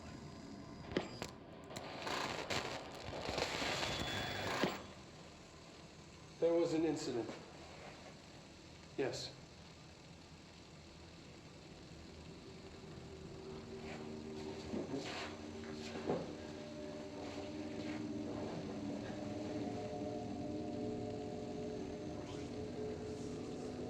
We lost a valuable member of our team, yes. Excessive force. Dylan has so much. But he's just a kid. I'll take the blame. He needs some slack. I mean, boys will be boys. He's exceptional and under a lot of stress. Roberts got killed. It's an unfortunate accident, that's all. Marshall needs to realize this. We will make this work. We'll make this work. Well, unfortunately, Dr. Darling, it seems that hindsight is 2020. I wish things had turned out a little better. Because it seems that Dylan had a slightly more rebellious phase in his teenage years. And now look at him. A full-grown adult, groomed by the FBC, just like they wanted. And also, coincidentally, totally unrelated, he's now a mouthpiece for the Hiss. Oops. I like that you can kind of tell, though, that Darling is kind of... He's not just talking to whoever this presentation is for. He seems like he's also kind of trying to convince himself. And it ain't working. It ain't working. Let's see. Agent killed during some real bullshit involving even more bullshit. Codename P6. That's probably just Dylan's name. Autopsy findings. Blunt force injuries of the head and neck. Extensive trauma of the abdominal region. Lacerations and contusions of the upper and lower torso. A fracture of the spinal cord between the L1 and L2 vertebrae. Avulsion fracture of 3rd through 10th ribs, left and right. Blunt force injuries of the extremities. Abrasions, lacerations, and contusions of the extremities. Dislocation of the left and right elbow. Dislocation of left and right knee. After examination, it was determined that the cause of death was internal bleeding. Oh, you don't say. That occurred when the unfortunate soul was contorted through his cavities. Let's just squish that one down and say he was kind of twisted up like a pretzel in certain ways that the human body is not meant to be twisted up. Maybe if you're good at yoga, but putting someone's head up their ass is apparently quite fatal. As it turns out.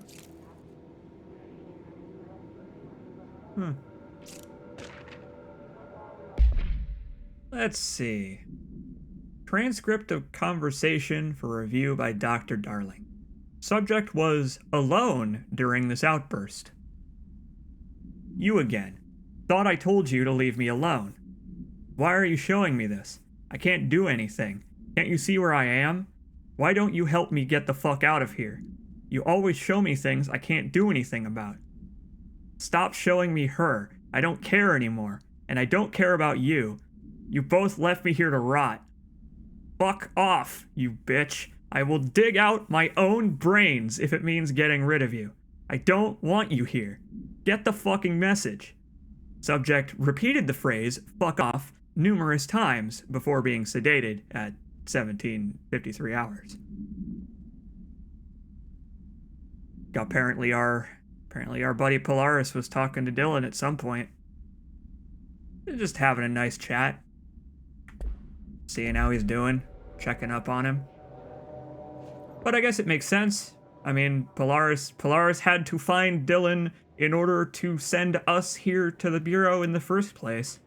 So, thanks, Polaris, I guess. It was nice of you to bother him so that we didn't have to. Now, I think we probably all could have guessed who this prime candidate number 7 was intended to be. I think we probably could have pieced it together. Coffee soap. Would you like coffee soap? Apparently Jesse is a fan of coffee soap. I don't know if I want to know what that means. Hey, new clothes!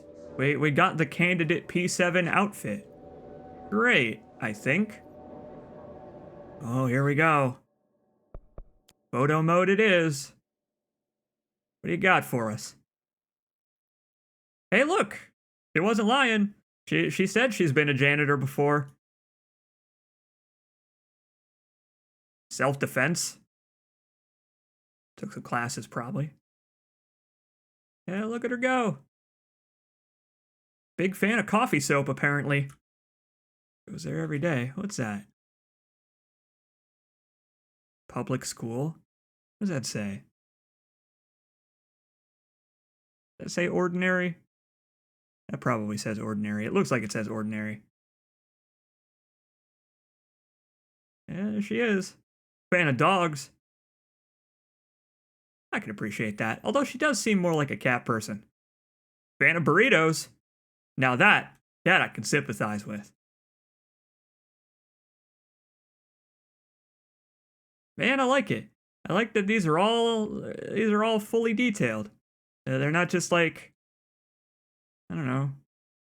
They're not just generic pictures of human beings.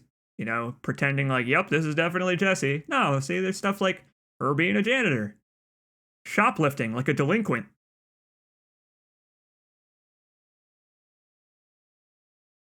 Huh. I thought Ordinary was wrecked in the AWE. No, I think like the only thing that happened was all of the adults in the town disappeared or something like that. I guess we're gonna find out, aren't we? We're headed there now. All the times I felt paranoid, I was right. The Bureau could have given me the answers, but they just stood by and watched me.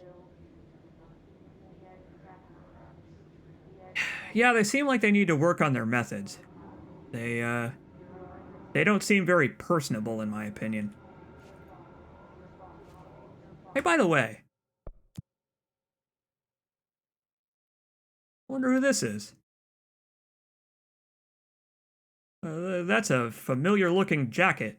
A weirdly familiar-looking jacket. Nice elbow pads on that jacket. In fact, that person looks like they're wearing two different coats. Well, we don't know. We don't know anybody who wears two coats. Nowhere. Neither here nor in any of my previous Let's Plays.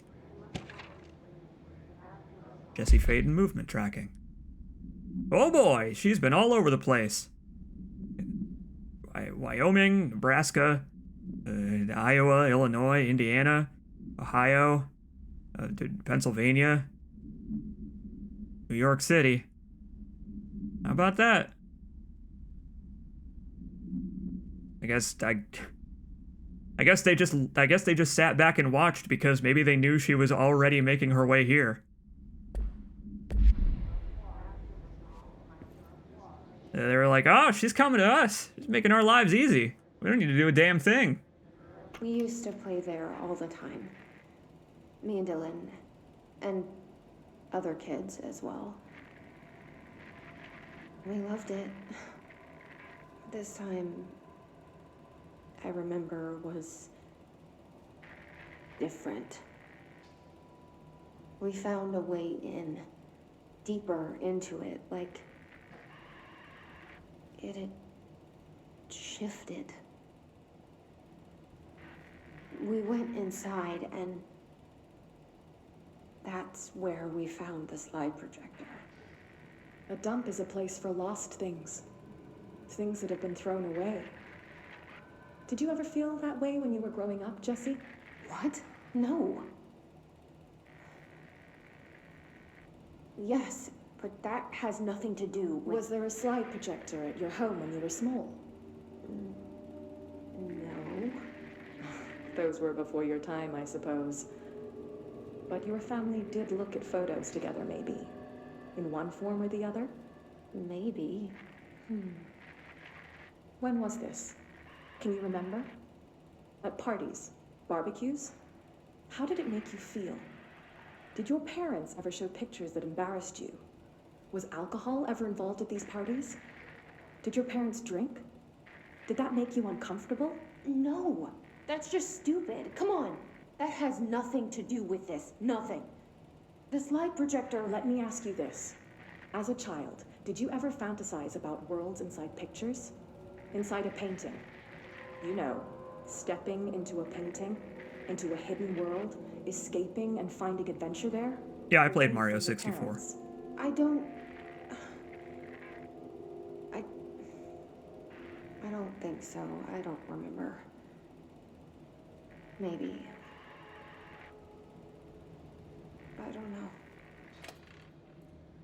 Oh, that's the worst feeling in the world. When you have a psychiatrist or a psychologist or therapist who's trying to convince you that the things that you know are true about yourself and about the world around you are just made up figments of your imagination caused by trauma when you were a child or something of that nature. I guess it's not always a supernatural thing. In real life, it's not usually supernatural, causing the debilitating mental illnesses people have that send them to therapists or psychologists, psychiatrists in the first place. But man, what a bummer it is. What a bummer it is to be gaslit. It's never fun. I think I gotta perform my ritual again. I think this section of the game, it just doesn't like it. Here we go again. Windowed mode and back. Game's just falling apart around me now. Reality is collapsing as we get closer and closer to the truth. Oh my god. My parents looked at pictures. I must be the director of the FBC. No, you're not the director yet. You're just a prime candidate. You got a long way to go, buddy. They studied what happened in Ordinary here. That's the place to start looking. Sure is. Oh great, and we got company too. That's okay. I know what to do. I got experience with it at this point. Oh, Pierce, I will never tire of you. I think I'm gonna add another gun to my list of guns I love dearly in video games. Railguns. Railguns are also great. Revolvers, shotguns, railguns. Can't get enough of them. Work chat. Dead dog. Oh. I see your creepy teeth delivery and raise you a dead dog. Yeah, like a straight up deceased dog. Had a collar on it and everything. It had been rotting in that box since they packed it up. Go ahead and imagine how that smelled. So don't go whining to me. I wish I got to watch a parade of human teeth. Honestly, I don't wish for either of those. That neither of those seem like desirable outcomes. I want the other log that's related to this one, where the guy was talking about taking apart an airplane piece by piece and counting the individual bolts. I would be fine with that. Dead dogs, parades of human teeth. I'll leave them both behind. This place is anything but ordinary, it turns out.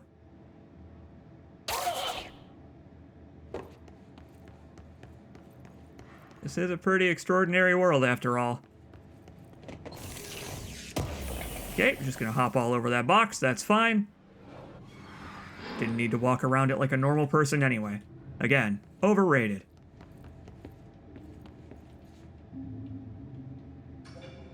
Guess we're headed this way then. Unless it wants me to take the elevator.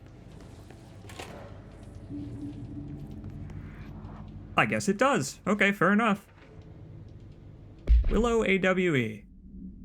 Let's see.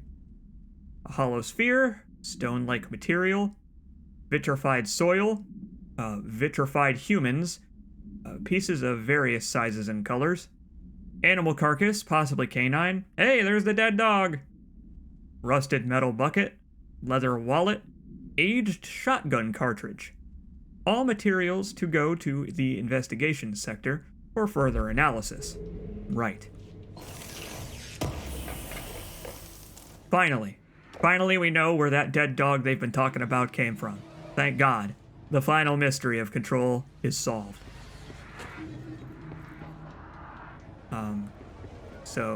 Before we head inside, I hope you don't mind, but I'm going to take a quick break because a lot of stupid shit has happened on this stream, and I would like to take a mental refresher. So now's a good time for all of us to stand up and stretch, refill your drink, go to the bathroom, standing backflips, learn how to levitate, guided meditation, whatever you need to do. And I will be back in just a minute, and we will settle in for an ordinary girl in an extraordinary world. I'll be right back.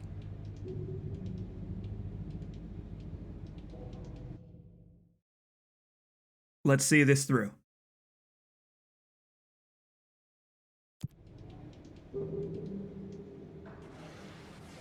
Of course, I don't know what there actually is to even see. I mean, it sounds like a pretty ordinary AWE to me, so why even bother getting hyped? We all know it's going to be disappointing.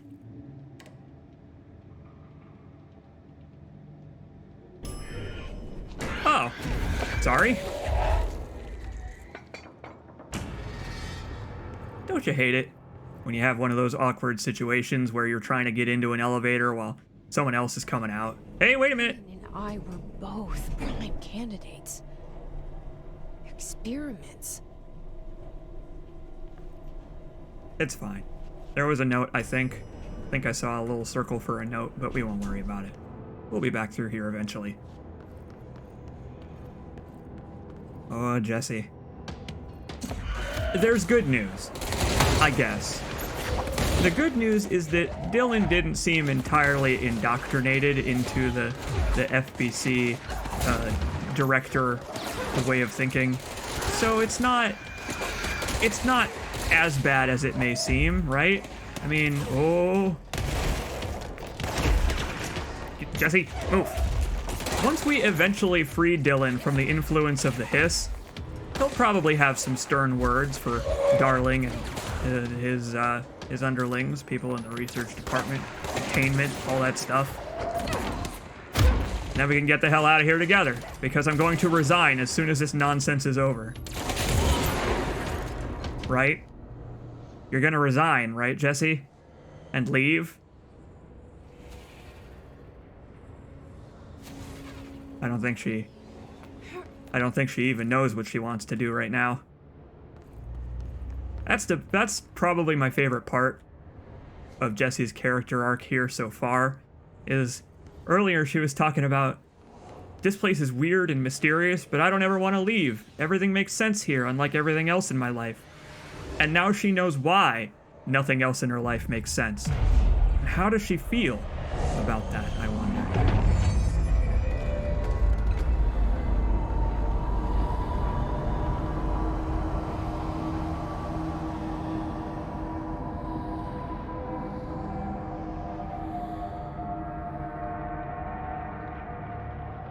We're going back home. Of course we are. It started there, and it's never gone away. Yep. And I think that's the wildest thing about all of this, right? Is that this is just one AWE of at least like 35. I mean, the Alan Wake ones happened pretty long ago as of Control's timeline. They happened in 2010, which is when Alan Wake took place. But there are so many altered world events out there. What if there are more stories like Jesse and Dylan? What if there are more people? What if there are more people that the Bureau has touched in some way, where they have just had their place in life uprooted and they'll never be able to return to normalcy? And the Bureau either doesn't know or doesn't care, because they don't have time to worry about it. Scary. But I guess that's part of the goal of the Bureau, right? Is to be vigilant, so that stuff like this doesn't end up happening, or that it can be controlled, before it starts happening. Typewritten page supplement. Hey, that's the Alan Wake page we found earlier. The page was discovered in an instance of the Ocean View Motel and Casino that was linked to the investigations sector. The page had been pushed into the motel's corridor from under the door with the symbol of a spiral. Huh. For 10 years now, you have been wondering, who is John Galt? This is John Galt speaking. Oh no, it's Ayn Rand. For 10 years, I've tried to write my escape, only sinking deeper. I used to know where fiction ends and reality begins. Here they are all the same. It's a hideous trap, my every thought made real. Fear, desire. How can I ever know for sure I've escaped and not just lost in my own fantasy of it? That thought alone can drive you mad. The identifiable words in the scratched out portion. Falls, Bright Falls, Haunting, Wake, Alan Wake, Light Switch, Ocean, Too Late, and the final sentence. You've been warned. Well, well. It's nice that these two separate logs about the typewritten page form one kind of like cohesive whole, where the original log we found on the page right in front of the thing said that they couldn't read the scratched out portion. And here we found a follow-up that says, here's what some of the scratched out portion reads. I like that. I like that you don't need to have both logs in order to get a general idea of why the Alan Wake typewritten page is an altered item. But we have both pages, so now we have the full story. Just neat. I like stuff like that in games, where they dole out, say, for example, like half of the story in one piece and half of the story in the other, so that you can get the gist, but you have to go looking if you want the whole thing. Again, the typewritten page itself was like right in plain sight. We just floated over to it. But the supplement that told us more detail was behind that hidden wall. So we need to kill enemies with charge. So I will put Pierce away and I will pull out charge. These maintenance incursions, I think we can get rid of these. Research. Oh, these are all for specific places. Stop it. Action to be taken. Near. Intimate. Karate. Enjoy. These are the exploding enemies, so I don't think I'm going to do that. But I'll keep it on the list, because we will be back to executive eventually. Rid of this one. Containment. Here we go. Hiss Rangers. Demolition experts. Using charge. Nice. Okay. They use explosives, rockets, projectiles, all the above. Imitate/farce them. You got it. Can do, board. Welcome back, Charge. Can I upgrade Charge? I think I probably can. I can, in fact. I got just enough. Nice.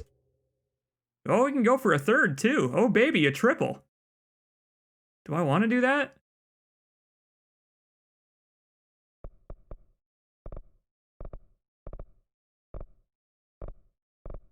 Yeah, I do, because the grip upgrade and the charge upgrade use pretty different materials. Alright, charge level 3. Let's get beefy. The beefiest explosions. And boy, we gotta clean this out, too. We gotta do some real spring cleaning here. Okay.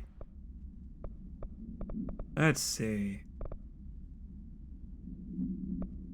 Projectile speed, that's fine.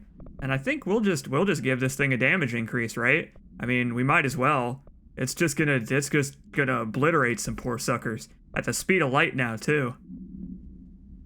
I think we'll stick with spin, cause I love to spin. I love it. I love to spin. And we're pretty much good. I think I can get rid of most of the others. Yeah, we'll just clean house just a little bit.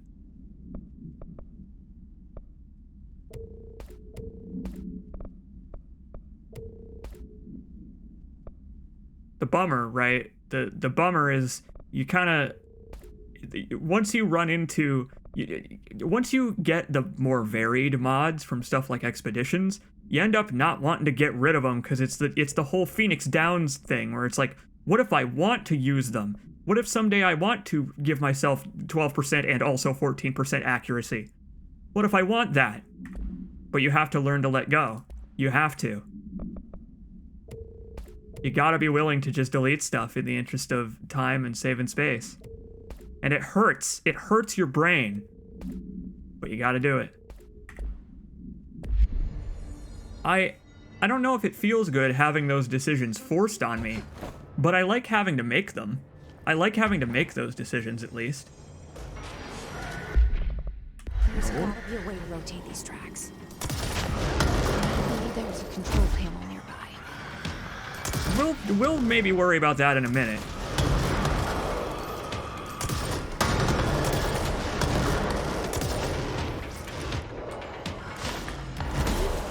Can't even hit me. He can't do it. Wait, there's Gribblies down here. Hold on. Don't go down there, Jesse. That is a poor place to take cover.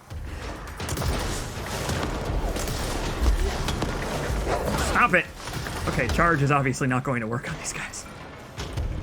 Spin it is, then. Spin to win, baby. There. That solves that problem. Oh, great. And our friend the mold is here, too. I love it. Wonderful.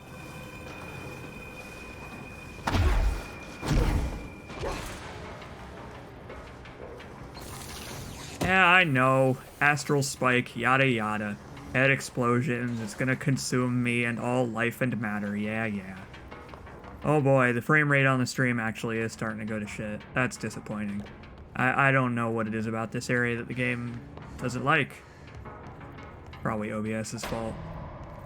Whatever. Doink.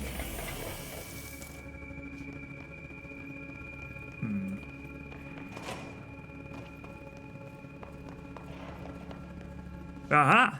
This looks like a control booth. Where we can, in fact, control. There's gotta be a way to rotate these tracks. Perhaps the big red button. Maybe there's a control panel nearby. Perhaps the big red button. Teeth. Guess who just had to inspect an inbound delivery of like 100 teensy little boxes? Me. That's who. And you know what was inside each one? A single human tooth. Fucking gross. That is pretty fucking gross. Grosser than a dead dog? I don't know.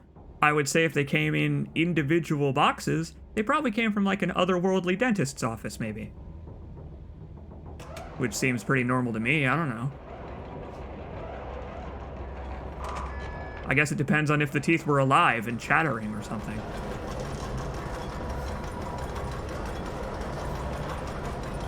Okay. It won't rotate. Oh. Something's blocking it. Oh god damn it, it's the mold. Damn you! Get out of here! You're gumming up the works. You're jamming the line. How do I get out of here? There we go. Problem solved.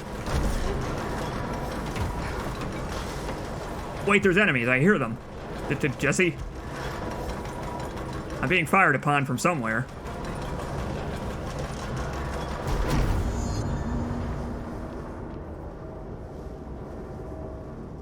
Okay. Never mind, I guess. We're good.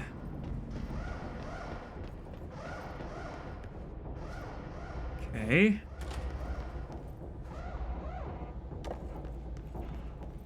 Oh. Just a little loop back, I guess. I lost my bearings. I was like, wait a minute. There's a whole other office here we didn't go into. It turns out there, in fact, is not a whole other office we didn't go into.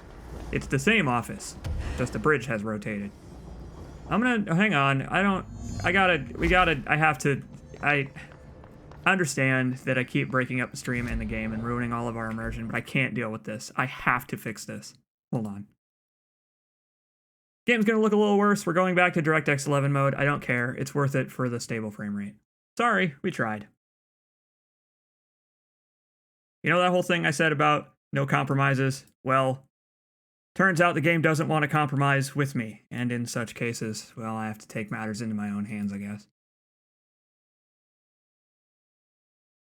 I don't care anymore. The thing is, right, it's out of my hands, and at that point, I think I'm willing to admit defeat.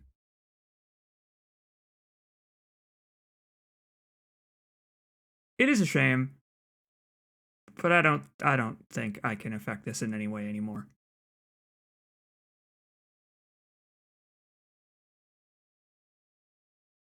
It's just so frustrating. It's so frustrating.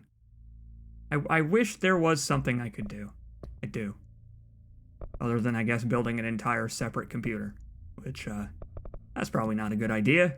Nobody's ever tried that before.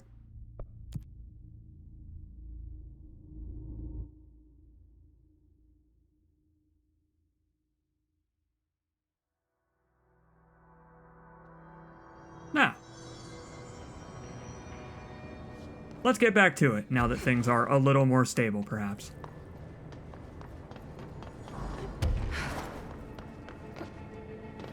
See you later, Lilium.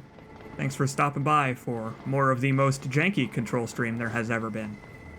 But I feel like any stream of this game is probably going to be at least a little janky. This game, evidently doesn't like to be streamed, not one bit. Hey, this looks like a hole in the wall. Grant me passage. You know you wanna. Yeah. Nice. Thanks, Charge. Good stuff. Okay. Time for a walk down memory lane. Although, I don't know if she had a gun when she was a child. There is probably a few things about this situation that are a little different. 17 years later, we've got a gun, we've moved up in the world, and we are the director of a major government agency. Lots of small, subtle changes.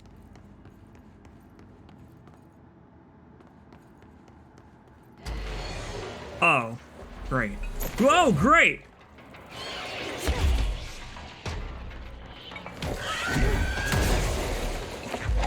I mean, I guess Jessie is American. I guess as an American, she is obligated to have a gun even as a child. From a young age. Oh yeah, dead on! Nice work, Charge. Glad I decided to bring you along.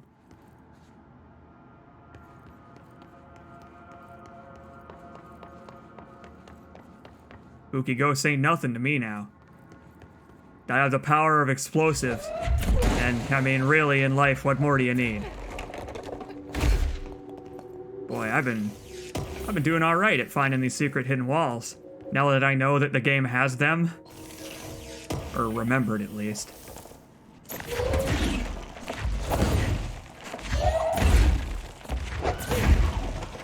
Oh, I think those are just cosmetic. I'm literally typing this with 2 guns. Impressive. That's some dexterity you got there. You and Max Payne would probably get along pretty well.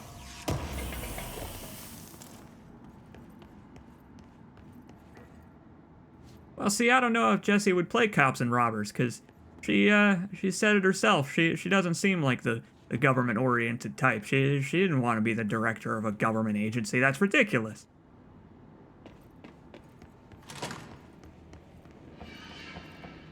Doesn't handle having power well. Unless it's telekinetic power, I guess. We've been doing pretty well with that, at least. Oh, hey. It's that airplane. Yeah, that looks like it has a lot of bolts. A whole lot of bolts to count.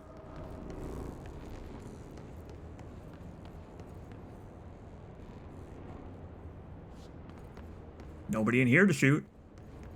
It's fine by me. You're all cowards, I say. Let them come. I literally have enough bullets for all of them.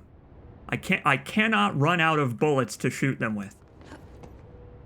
It's part of the gun's design. Thanks, board. Very kind of you, Board. Let's see. Kind of surprised. There doesn't look like there's any secrets up here. I'm surprised there's nowhere to fly to. You know, in our airplane.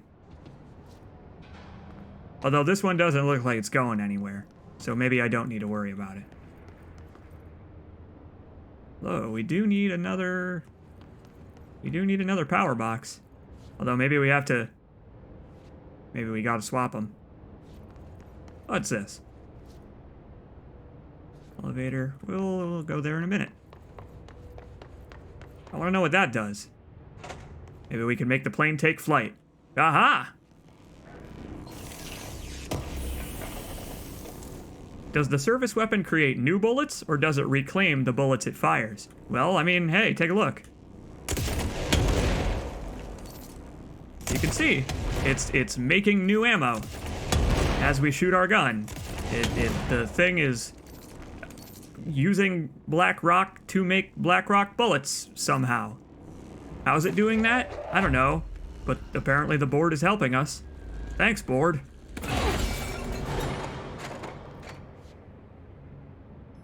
I did it. I guess.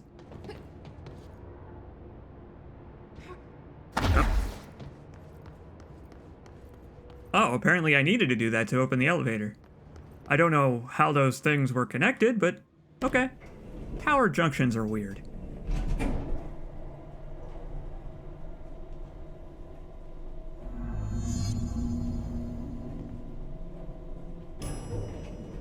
Oh boy, we've got some junior staff, or me to blow up.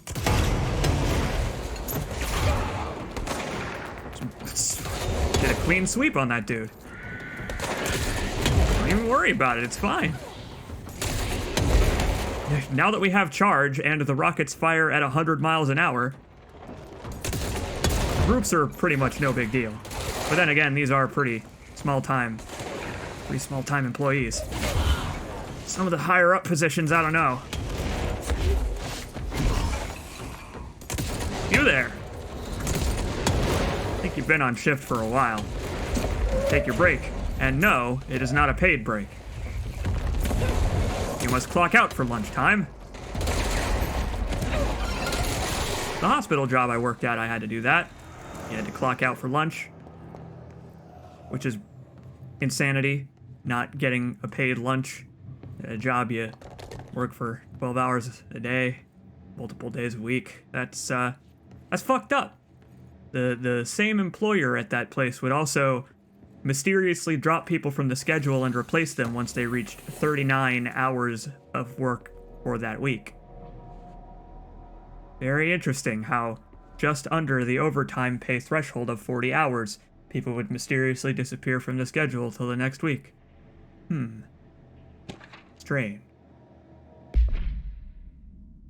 The airplane in question has been brought in from a private airfield located in the town of Cincinnati. It's a pretty small town. Nobody lives there. Got a weird name.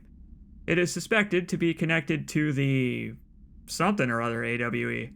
See case file something or other for details. And is being evaluated for altered status. The plane is currently being stored in the transit corridor in the containment sector. Brought there through the New York subway tunnel. Special access. Probably a long string of numbers and latitudes and longitudes. For more information on the tunnel and links to urban legends centered on ghost stations, abandoned tracks, and dead letters, see this file. I love reading up on urban legends. Here at the Bureau, they're probably all true. The plane's black box is currently being evaluated for a tie-in to the surge, and initial readings have been taken by a research team, though no altered status has yet been detected. So, this is interesting, because there's a dead letter about this exact thing. Remember? There was a dead letter that talked about how airplanes were fake because planes were being brought to their destination in secret underground tunnels below cities. That person was right. in a weird sort of way. They came to the wrong conclusion, probably because how in the world would you make sense of that?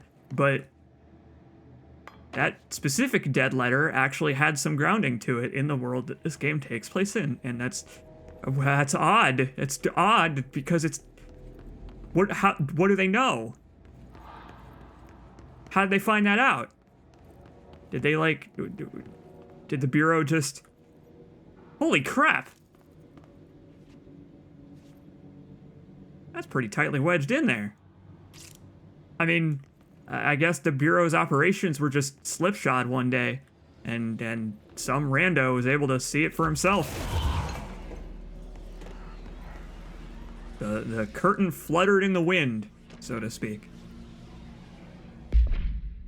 Let's see. Ordinary AWE. Stage 1.A. Dump. The first slide was a room with dirty wallpaper and dolls on a shelf. There were lots of dolls. Dylan, 2002. The house was empty. No one lived there. We played in there a lot. It was our secret playhouse. Jesse, that's from 2010, that therapy session. I went to school with Neil. Some kids called him Nosebleed Neil. Note, likely Neil Hosenberg, missing. It was mean. He had asthma. Tom, likely Tom Barlow, missing. And his gang, Freddy, likely Frederick Bartwell, missing. Hugo, note, no one by this name was found in public records, bullied him. We brought Neil to the dump to play. Unconfirmed existence of additional slide, designation house. I wonder how old that house was. Relatively new, moderately old, or perhaps even the oldest of houses.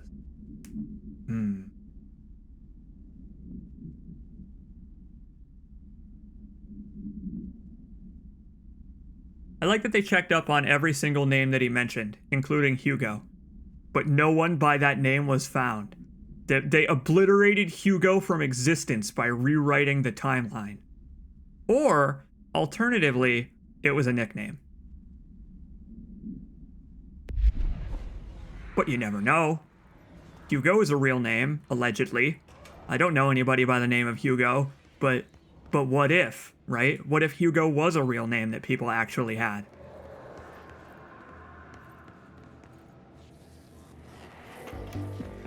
You're listening to America Overnight. Oh, here we go.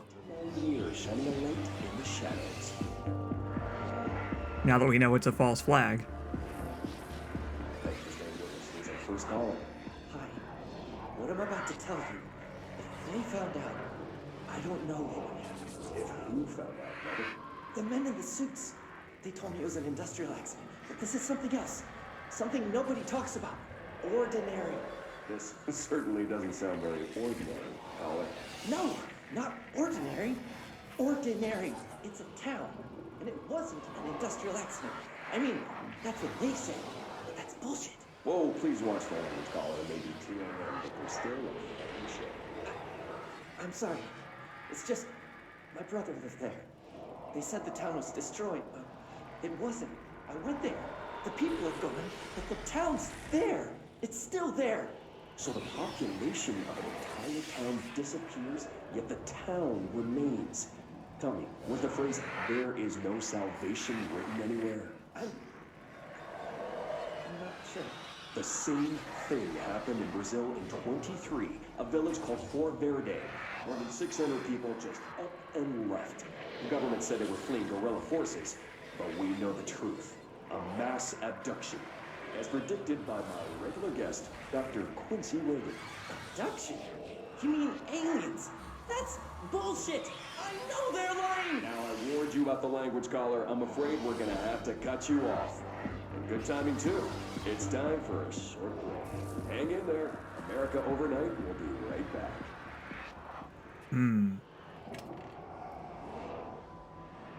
I guess Alan Wake was right. It did, in fact, happen again in a town called Ordinary. I wonder what happened to the other children that lived in Ordinary. Because, like, Dylan and Jesse couldn't be the only children. All the adults disappeared, but, like, was everybody abducted by the FBC?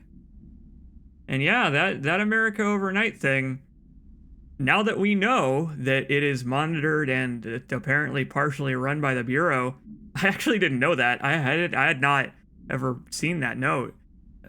Now that we know that, I guess it does work as a way to discredit people who believe in AWEs. To say, no, that conspiracy theory's nuts. Here's one that might be real instead. Wild. Let's see. An AWE occurred in the town of Ordinary, caused by an object of power, the slide projector, discovered by local children at the dump outside of town. When a specific set of slides are used in the projector, the projected images open doorways to other dimensions. Multiple slides were used by the children, resulting in the disappearance of the town's adult population. On August 30th, 2002. Hey, that's approximately when I started streaming this game. Wait a minute. Not in 2002, but... okay. Odd. Siblings Dylan Faden, 10 years old, and Jesse Faden, 11 years old, were playing at the local dump when they found a discarded slide projector, OOP-15, or OOPUS, we call it. A team led by Director Trench and Dr. Darling arrived at the site on September 14th. The AWE had ended, but the team found the Faden children, who led them to the slide projector, and the slides, which had been burned with the exception of one. Jesse escaped when agents attempted to detain the pair. In total, 17 surviving individuals were found in the town. All of them were brought in for questioning and tests. There you go. But I mean, only 5 of them became prime candidate subjects. What happened to the other ones? What happened to the other, 12 children? I don't know if I want to know. I don't know. Maybe the game will tell us and it won't be as bad as I'm imagining. I'm hoping. There is a curious correlation with the yet unknowable forces intruding upon our world, in the form of altered world events. These forces gravitate toward archetypal objects, a gun, a television, a supposedly haunted house. So clearly humanity affects this process. Our collective unconscious is a map of sorts. We hold the key, but we don't know how to use it. We create these archetypes through everyday life, popular culture, urban legends, but we are observing and influencing a complicated system in action. We can change the likelihood of something being a receptacle for these forces just by thinking about it. But we haven't found a method to control the outcome. And yet, there's something unique in us, in our dreams, in the conceptual reality with power, with our minds. What's the cause and what's the effect? Are we the starting point or just a necessary evil in this? A byproduct, a reflection, a projection? We'll struggle to find the answers to these hard questions, or die trying. Man, I love Dr. Darling. I love that in most of these presentations he's just got a nice exuberant smile on his face. He loves science. He loves the science of messing with reality and finding out what makes it tick, for better or worse. To be fair though, look where it got us. It got us here. With the hiss. Was it worth it? No. Probably not. But the good news is we can still put a stop to it at least. Not all is lost. Let's see. Jesse and me followed the dung monkeys to the cave. There was a lot of them. More of the kids from town had joined up. It was really scary. Jesse grabbed the projector and we ran as fast as we could. They chased us. I fell and hurt my knee. Jesse tried to help me, but the dung monkeys were coming. They were just about to get us. But then Neil showed up. Neil looked like a dog, like a melted dog, but I knew it was him. Neil said a lot of times he didn't like being a boy because Tom just beat him up. I think he liked being a dog. Oh! Again, that's the thing I just said about meddling with reality. Sorry, Nosebleed Neil. I guess Nosebleed Neil became Nosebleed Canine. But hey, that's funny. We've heard about a carcass, possibly canine, before. How interesting is that?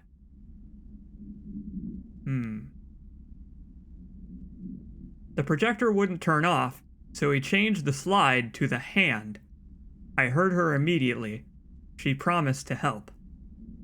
Jesse said we should call her Polaris. It's because she was doing stars at school. Additional slide designation hand is verified and in Bureau possession, you say. Interesting. Unconfirmed existence of paranatural entity, designation Dog Neil. Yeah, but let's forget about Dog Neil and go back to the hand thing.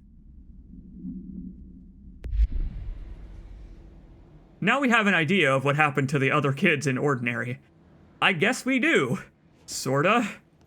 Although it said 17 subjects. I don't know if they all turned into dogs. Dog Neil.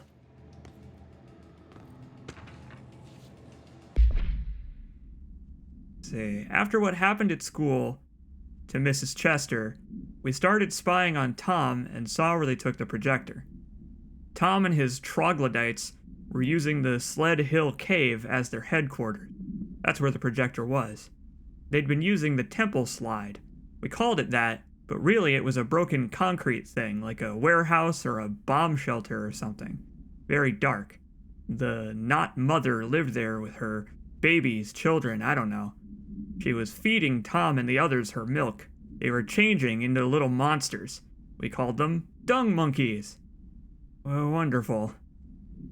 Okay.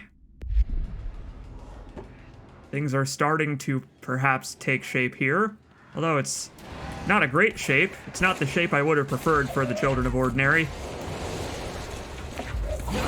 I feel like, honestly, Dog Neil got a better end of the stick than the rest of these kids. I don't know if I would want to be turned into a dung monkey. Being turned into a dung monkey seems like a pretty rotten way to go. At least Dog Neil was allegedly still alive. Annual evaluation of Dylan Faden, formerly P6, performed by Dr. Carla Vaughn. The questions asked here correspond to the 5th iteration of the Gunner's psychological assessment. Are you ready, Dylan? Let's begin then. In a single word, describe the world around you. Where's Casper? Dr. Darling is out of the building today.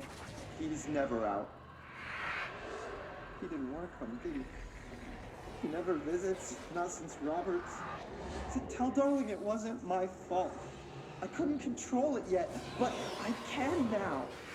I learned. Will you tell him? In a single word, describe the world around you. A prison. A cold, empty prison. Not even a poster on the wall. What is the next number in the sequence 3, 6, 9, 12, 15? 18. What day is it today? How the hell would I know? It's not like you give me a calendar. You find a rabbit in the woods. It is breathing, but not moving. You cannot see any blood. What do you do? Leave it. Expand on that. It doesn't matter. The rabbit's not real. None of it's real. What day is it today? Do you enjoy asking people questions that can't be answered? Is this what gets you up in the morning? What you dreamed of doing as a scared, stupid little girl? Can you describe a dog to me? In Ordinary, we had a friend. Nosebleed Neil. And when it all went crazy, you know what I mean. Nosebleed Neil turned into a dog. Or something like a dog. What day is it tomorrow? Fuck off! I don't know! There is no calendar! How can I fucking know? Dylan, calm down. Fuck you! Fuck you and fuck Casper! Hey! Are you watching this, you old fuck? Did you send your bitch because you're too scared of me? Where is Casper? Security, get a team in here. I need...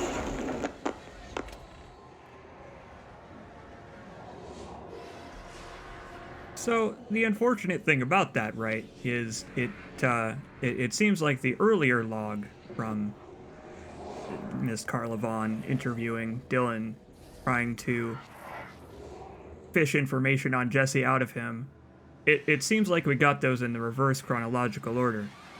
It seems that after this, they were actively searching for Jesse because they probably had given up on Dylan as a prime candidate, and they probably put him in the Panopticon because he now was to be a prisoner forever, probably.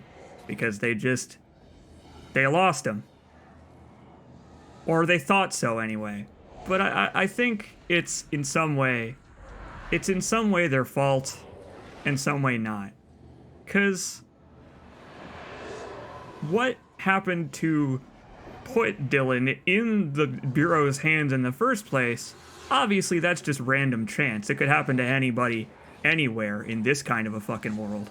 But after they were in his hands, or after he was in their hands, rather, it seems like they were so focused that they didn't see the forest for the trees, so to speak. The whole successor to Trench prime candidate thing, I guess they were so worried about it that they didn't treat Dylan like a normal human being for 17 years. Now we know the results, I guess. The Bureau are terrible parents. Yeah, pretty much. That's the gist of it. Shatter in the containment sector. Kill Hiss snipers with Shatter. Why the hell would I do that? Okay. Couldn't even fake it. Yeah, that's the thing that boggles my mind, right? Is that these people lacked social skills to the point where even a teenager, even a child couldn't, like, even a child could see past their ruse to the fact that they were being treated like a science experiment. Even shit like Threshold kids, right?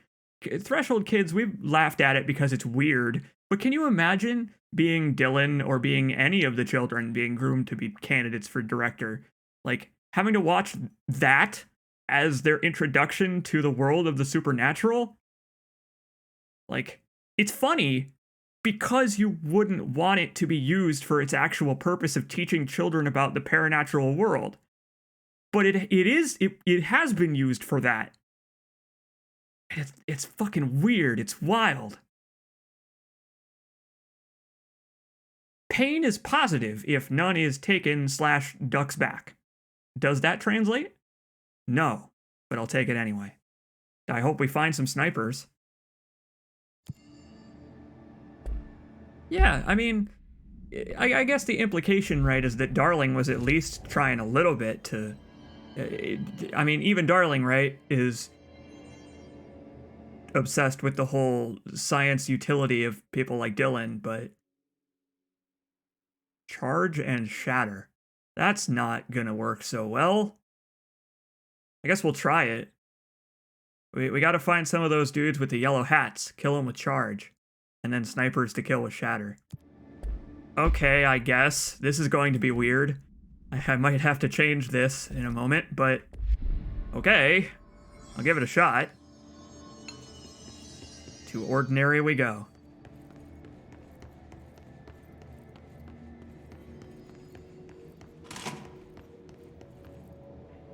It's just real unfortunate, because, like, there are so many ways that they could have kept this from happening. It's just wild that they didn't even try. The implication is that they didn't even try. The second slide we called the meadow, but it was really just an empty lot with a bunch of weeds. There was a shack and a phone line. It smelled like flowers there. It was powerful, intoxicating. We had crazy dreams there. It must have been because of the smell. I didn't like it. Didn't like losing control. In the dreams, everything was melting, and then, when we'd come out, everything had melted around the projector. Neil was really into it. We found out he'd been coming there more and more on his own. Then Tom beat the secret out of Neil and found the projector. He and his goons took it.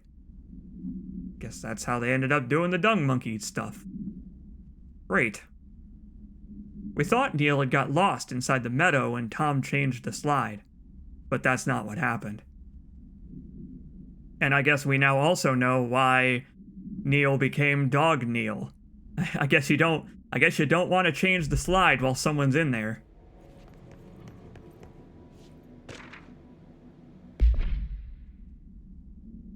We went in and met Polaris like a star. She told us we were special. She made us special. It felt like being born or reborn, the world fading in for the first time. Familiar, but somehow different.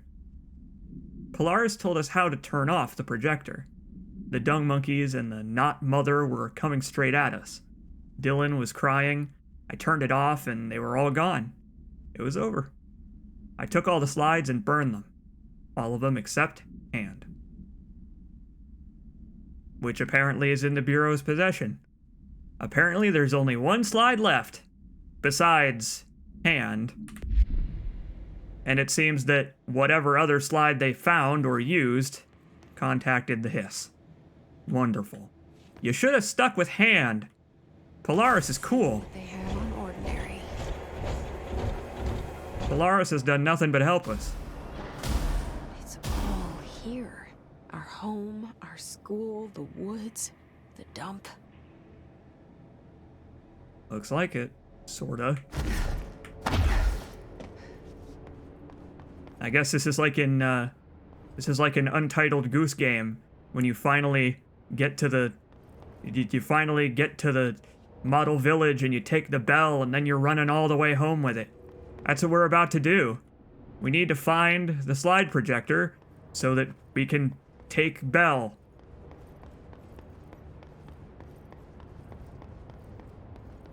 Yep. This looks like a dump, all right. It's a wonderful little model, though. I'm kind of surprised they didn't move the entire town here. That seems like a thing that the Bureau would do with its infinite budget. Just like take portions of the entire town and put them here as part of the scale model. It's got like an epicenter and everything. And look at this, we can get a Google Earth view. It looks like a pretty small place. This does look like a town that would be called ordinary just from the layout of it. Uh-oh. Okay. Let's rumble. Join me. Go, go, Godzilla. This is stupid. I love it. I love that the moment you see that you can pick up these trees and cars and stuff with TK, you know what they're gonna do. Immediately, instantly, right away. Bring it on, pal. I also like that all of the enemies spawned at the epicenter. That's fun. We found the slide projector in the dump outside town. Did they recreate that too? Is that where they keep it? Maybe. I guess we're gonna have to go dumpster diving. The kids were playing in the dump. That stuff only flies in the smallest towns. I guess that's fair. I guess that's how you know this is a small town. Kids are just allowed to roam around anywhere. I mean, this was in the mid-2000s. 17 years ago, this would have been a post-9/11 world. Letting kids just run around at the dump by themselves. Small town or irresponsible parents. Or maybe both. But then again, the game hasn't yet implied that the children were supposed to be there. Maybe they just didn't know. You mentioned a poem last time we talked. By Thomas Zane? By who? Beyond the shadow you settle for, there's a miracle illuminated. I looked the poem up. Only I couldn't find any poet by that name. Oh, Alan! I did find a European filmmaker who moved here in the 60s, named Thomas Zane. What? I don't know matter. It suits you very well. The poem. How you see things. Maybe you wrote it yourself? I didn't. No matter. You've said a few times that you feel like there's a piece of you missing. Can we talk about that? Okay. Yeah, it's this. I feel an emptiness, a yearning for something that I think I lost. It's natural for you to feel that way. Your brother and your parents are dead. No! Dylan's not dead. And that's not even it. You're referring to the imaginary friend from your childhood? Polaris. She's come back.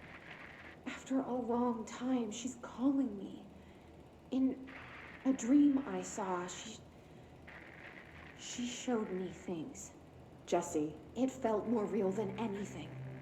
As real as what happened in Ordinary. The industrial accident in your hometown? That you believe Polaris caused? No, it wasn't an accident. There was no industrial accident, and Polaris didn't cause it. She saved me and Dylan. Jesse. No!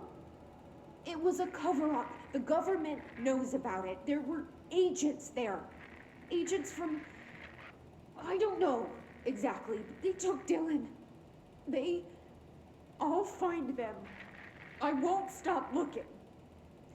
Polaris wants me to go to New York. There's a building there. I have to leave soon. I have to be there at a very specific time. Something hugely important is going to happen. Jesse, you know we can't let you go until you're well. And that begins by understanding what's real and what's imagined. Man. You gotta wonder. You gotta wonder if these tapes were recovered by the Bureau, or if that lady is a Bureau plant herself. Who fucking knows at this point? I mean, it could be either. That's the saddest thing, now that we know about stuff like the America Overnight thing. The Bureau is not above planting people to sow the seeds of disinformation, to convince people that AWEs don't happen, that they're not real. This is the part of this game that I was so excited to get to. The part where the worm turns a little bit on the Bureau as an organization. We've met individual scientists, and we've seen the research that they do and the ways they contain world-destroying, reality-altering things. This place is amazing that it has withstood the tests that it's been through over its existence. But then, now, we're getting a sense of the Bureau's effects on people who have been affected by these altered items and altered world events. And they're not so attentive. They're not so kind, because uninvolved parties apparently don't matter. They have to then follow these people around, convincing them that what they saw was not real. And it's cool. It's cool that there are two sides of it. Really cool. Let's see. Details are largely based on interviews conducted with Dylan Faden and the obtained therapy sessions of Jesse Faden. There you go. So I guess that was innocent therapy then, as well as circumstantial evidence found at the Ordinary site. But see, even with the therapist apparently not being a Bureau plant, one of the easiest things to do when you encounter someone who believes in a conspiracy theory or something like that, right, is to say, that's bullshit. What you believe is bullshit, and here's all of the evidence that it's untrue. But what so many people do, especially now in the internet age, is they just say, that's bullshit, what you believe is bullshit, and move on. No attempt to convince the person otherwise. You just dismiss the person as a crazy person and go on with your life, because they're just text on a screen to you. And like, this game provides an interesting perspective on people who are on the receiving end of that kind of thing. People who know they're not crazy, but they're being essentially gaslit by everyone around them to think they are. I mean, it's a real thing. It's a real concept, not for conspiracy theories like the existence of aliens and ghosts, not that kind of shit, but real shit. Shit that I wouldn't want to drag down the mood, so I'm not going to talk about here. Real dark things in our world. It's a living metaphor, the Bureau and its attempt to control information. It's a living metaphor for what happens to real people sometimes. And it can be just as brutal.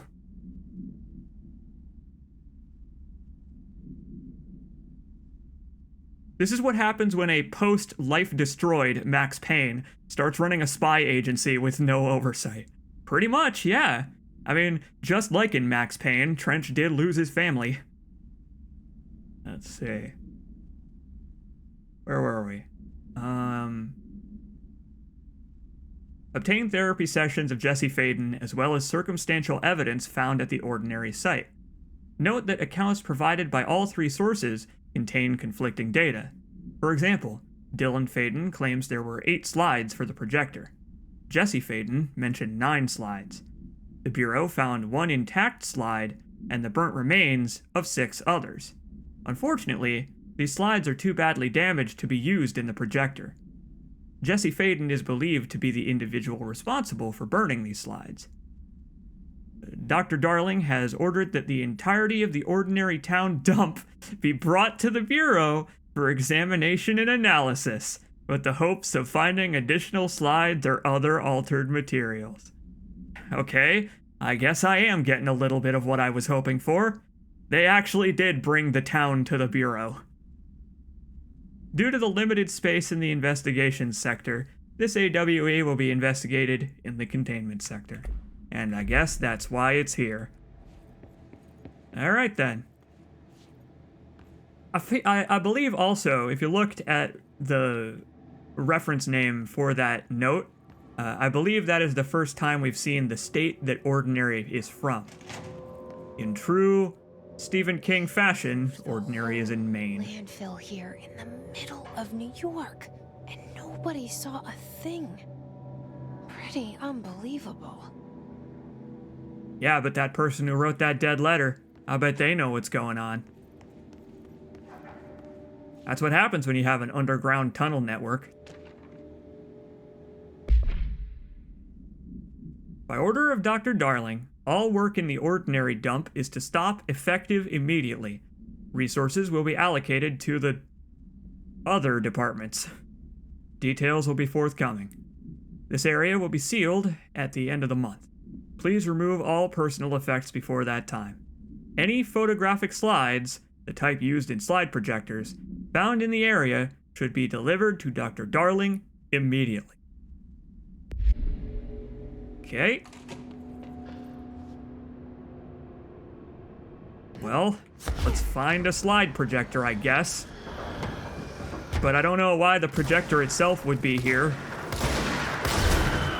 It's fine. Gotta be somewhere among these trash cubes. I'm sure the hiss will just wait while we search. Man, I really should have got that hypnotize big enemies power. That would have been fun. Would have been fun to use. That's okay, though. I'll just throw a sofa at my enemies instead.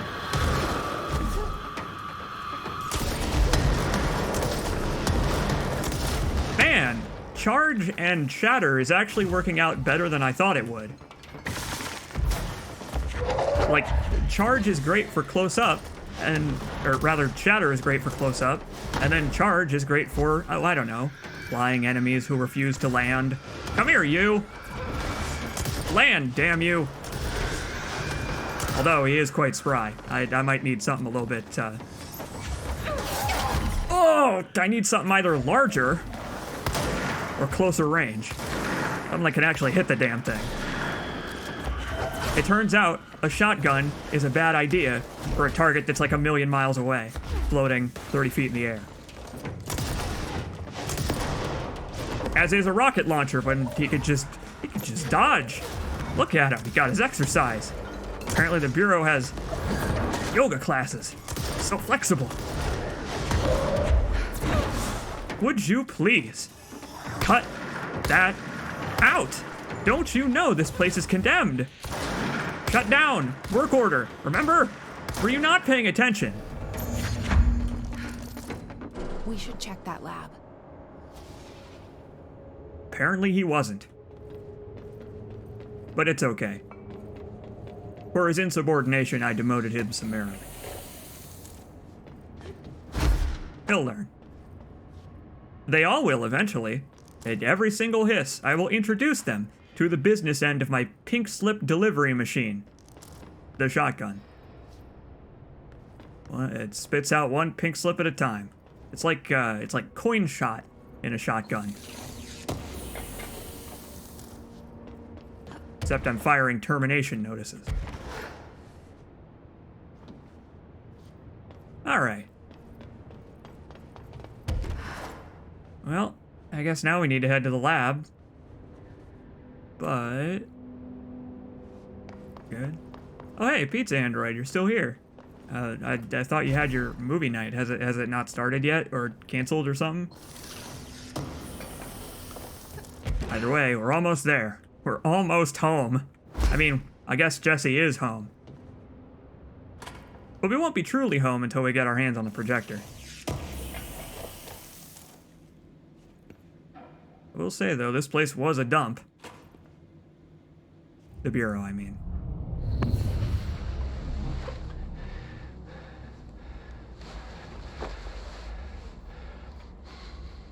Effective immediately. I'm setting up a new department. Dimensional research in the research sector. Transferring the slide projector there. That's where my focus will be now. The ordinary site remains as is. We'll be back to... I don't know when.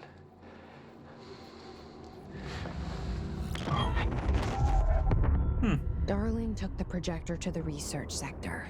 He dedicated a whole area to it, so he knew it was important. Dimensional research. That's where we go next.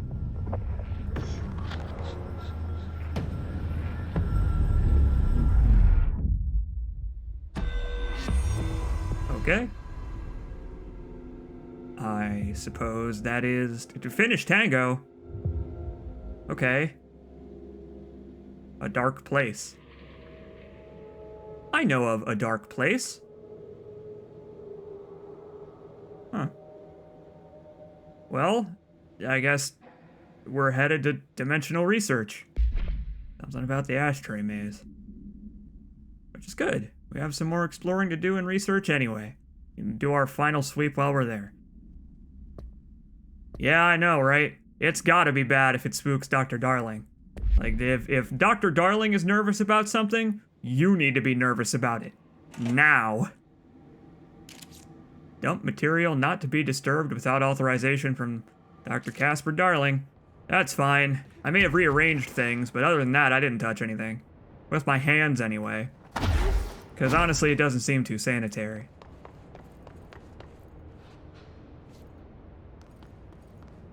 Well, okay. I guess that is... the beginning of Dr. Darling working against the hiss. Somehow, some way, he figured out that the hiss were coming. And you know how he got... You know how he solved that problem? Dimensional research. However, it seems like, apparently, they found a way anyway. Somebody somewhere turned that damn thing on, I guess.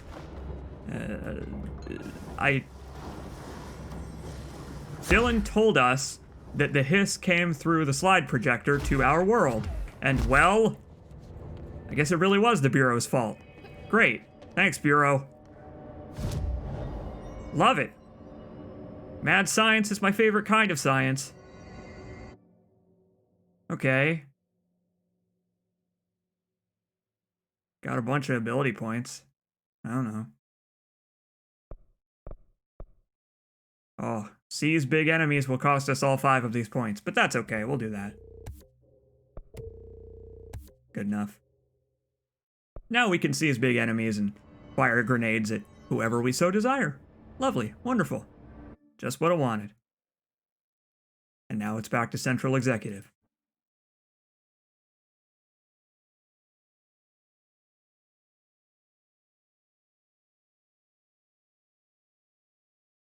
Hey, yeah, that's right. Now we can also seize his clusters if we want. I mean, limited use, but it's fun being able to do it. So we unlocked a new outfit. Sort of. It was in it was in the P7 room where we found out that Jesse was, in fact, being followed around. It honestly looks pretty comfortable. I mean, look at it. It's got nice comfy slippers and everything. I think those are just socks. But I bet they're the type of socks that they give you in a hospital where they're like padded on the bottom so you don't slip. I like it. That's some comfortable looking pajamas you got there. Although I don't know if I would want to wear this every single day while being stared at through thick glass walls surrounded by black rock prisms that, keep me sedated. I don't know if I'd want to go that far with it. Gym socks. I guess, yeah. Alright, well, we could just go straight there, I guess, but let's maybe not do that until we're ready. We've still got some running around to do. Containment protocols for every altered item or object of power with an audio-related effect. I'll send a team to contact Langston and get that information, sir. If yes, why? What do we tell him? Tell him that the hiss work through sound, so any countermeasures designed for similar altered items should be considered for field use. Look at him! He's learning! Good on you, Arish. You're taking charge. Who needs Marshall? Man, I never thought I'd be working in the executive sector. Look at me now, Ma. I know, you're moving up in the world. Nothing new to say, though. I have to go. Me too. You're not the only one who's busy, you know. Just figured I'd check. Find anything interesting? Lady, you don't know the half of it. It's been a while since we've spoken. I've got some things to tell you. Do you remember Mr. Tomasi, the head of communications? The hiss he was changed into showed up in containment. What? Near the turntable. I'll take care of it. That thing's not getting away this time. I've heard reports about his particular use of language and intonation when repeating the hiss babbling. The biological and behavioral distinctions between different hiss-corrupted individuals is truly fascinating. I wonder if I could categorize the data. And she's already off on her own thing. We'll worry about that maybe a little later. The babbling, I mean, not the Mr. Tomasi thing. We probably should take care of that, because, I mean, he's been running around this entire time, and apparently he has a very soothing voice. I can empathize. But hey, Pope's got new dialogue. Tell me about working with Darling. Did he ever, like, randomly start yanking his clothes off and talking about the hiss invading our world? I've been seeing these Darling presentations all over. Seems like he enjoys the limelight. So you noticed, huh? When he recruited me out of college, he actually came to visit. He interrupted my physics course by shouting, not quite, Professor, and then marching down to the front of the class where he proceeded to berate the very idea of laws of thermodynamics. Hey, he's been a showboat all his life. Darling visited you in college? Yeah, he read a paper I'd published, came to recruit me for the Bureau. I accepted and then spent years waiting for access to the confidential research that Darling promised me. And whenever I ask about my access level, he just mumbles that it's temporarily postponed and then changes the subject to the effect of entropy on luck. I wonder who else Darling hid his work from. Marshall? Trench? I think that one's a safe bet. Well, I guess now we know where Pope got the chip on her shoulder from regarding Darling. I mean, she had just been approved for her promotion when all this shit went down. We found the log about it. It's a bummer. It's a bummer for her. I wonder if she knows. I wonder if she's seen the note that we found. I don't know. It's okay, Pope. After this, you'll be getting hella promotions. Like, a lot of people in the Bureau will be getting promotions because the workforce has significantly dwindled of late. There's been a lot of walkouts, or I guess floatouts. Have you learned anything about Dylan's condition? Only that he's definitely hiss, but I guess his chanting made that pretty obvious. Interestingly, the words of the hiss incantation have an average length of 4 letters. The most common word used 7 times is want. The next most common are through and time. It's very interesting, don't you think? I don't care about the words. What about my brother? Right. Sorry, I got a little off track. Well, strangely, his tissue samples all look healthy, unlike the other hiss I've tested. That's good news. Please stop calling my brother Hiss.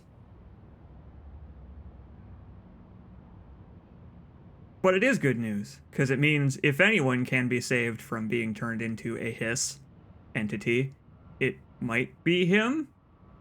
Although, the thing is, right, even if we are able to change him back from Hiss into Dylan, he's probably not too happy about his lot in life in general. There's a lot of smoothing over to do. It's probably not going to be a very happy reunion. I wanted to talk to you about the crazy things I can do. My abilities. I get the sense that they're not very usual around here.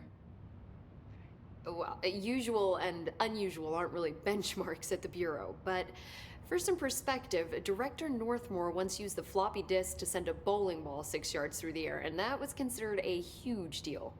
So compared to that, you are most certainly an outlier. An outlier. I like the sound of that. She allowed herself a little smile there. Just a little one. I should get going. Don't let me hold you up. Oh, it was nice chatting with you. I think that is our last dialogue, our last new dialogue with Pope. Maybe the DLC adds more, I don't know. But I think that's the last new dialogue from her. We'll keep checking. But we are, in fact, finally, near the end of the game. This finished tango is a pretty important one. Apparently they love their tangos. Just like they love their saunas.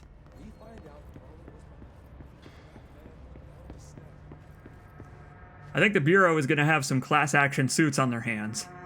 Yeah, I don't know, because it doesn't seem like you have to sign a contract to work here. So maybe they don't have anything preventing class action suits. Maybe they're just, maybe the workers will find a loophole and rise up.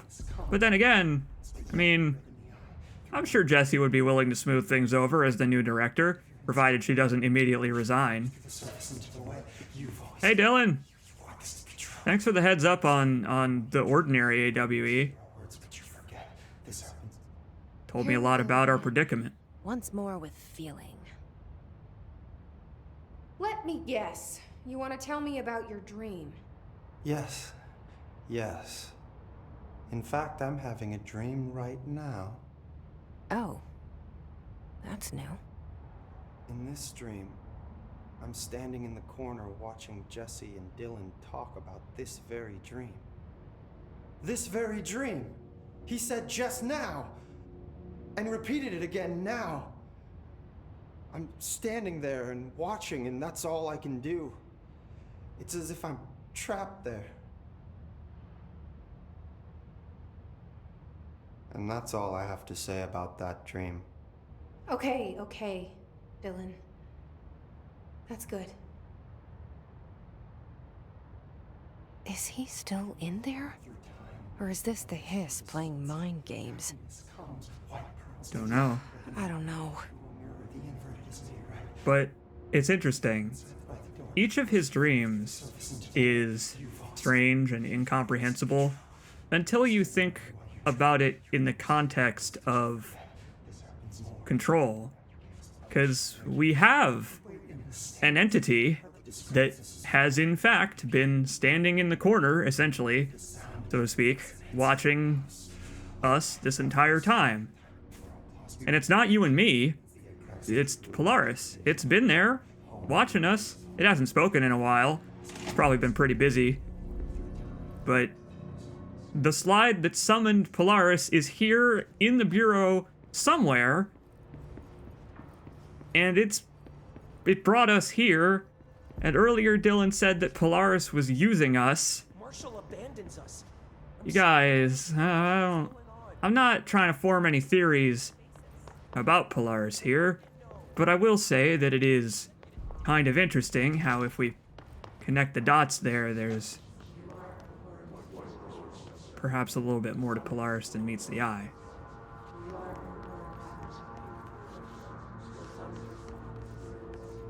There was something in here I remember from my first playthrough. I think there's something in here that I can reach now. Yeah, up there. Way the hell up there. How the hell am I gonna get up there? I'm gonna have to jump off of one of my employees. I'm gonna have to use them as like a Mario World spring.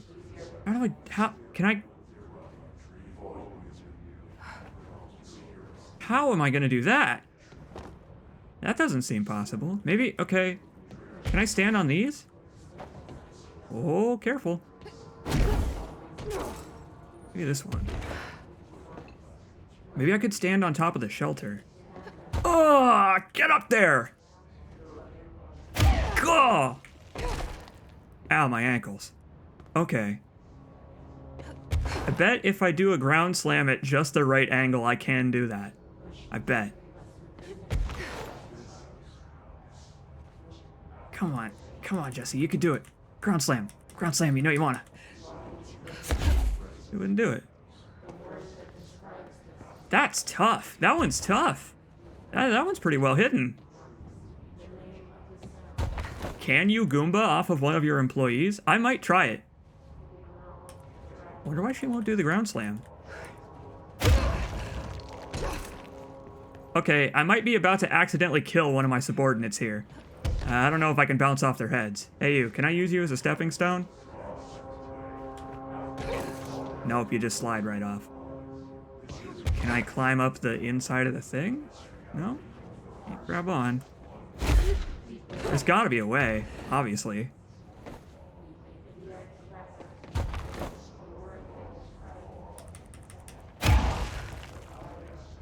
Okay, it looks like if I want to use the ground slam, I have to do it on something that's like physically far away.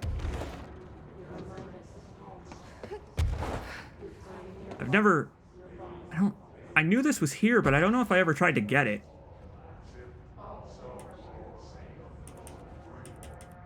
Ground slam. Jesse. Nah, I don't know. I don't know how to do it, actually. I've got no clue. Maybe from this side. Hang on. This side, there's a little bit more room to do a ground slam. Right over here. This is tricky, but I like it. I like that there's, like, weird, obtuse platforming challenges. Like, who would think to look up here? Who would think to even try this? How in the world? I don't get it. Like, there's no way they want me to stack stuff, right? No way. Because I can pick up these. These are nice and square. But that would take a long time. Are you sure it's a thing? Yeah, it's an item box. Maybe I can stack these vending machines?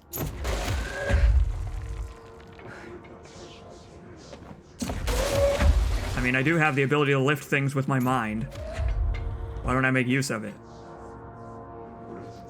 I just need to get higher than that speaker. I need to get a little higher than where that speaker is on the wall. I just need to, like, finagle my way up there. I basically need to Bethesda my way up. Come on, physics. You know you can. You know you wanna. Damn. There's nothing to grab onto up here. Excuse me, sir. You're off the clock right now, but I may need your assistance in a moment. Careful. Nice wiggly stack. Piss. Lift while standing on it. If that worked, that would be great, but it does not work, unfortunately. They thought of that. You can't do Half-Life 2 style prop flying. Come on. Making a big old mess.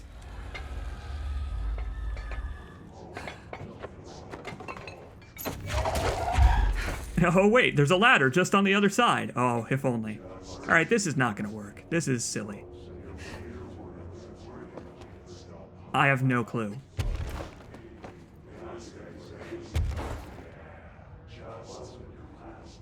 Ugh, come on! Oh, you can almost do it. It's so close.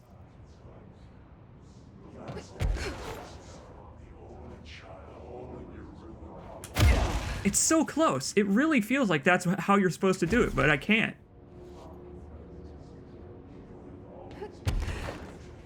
Oops. Can you drop an object onto the speaker?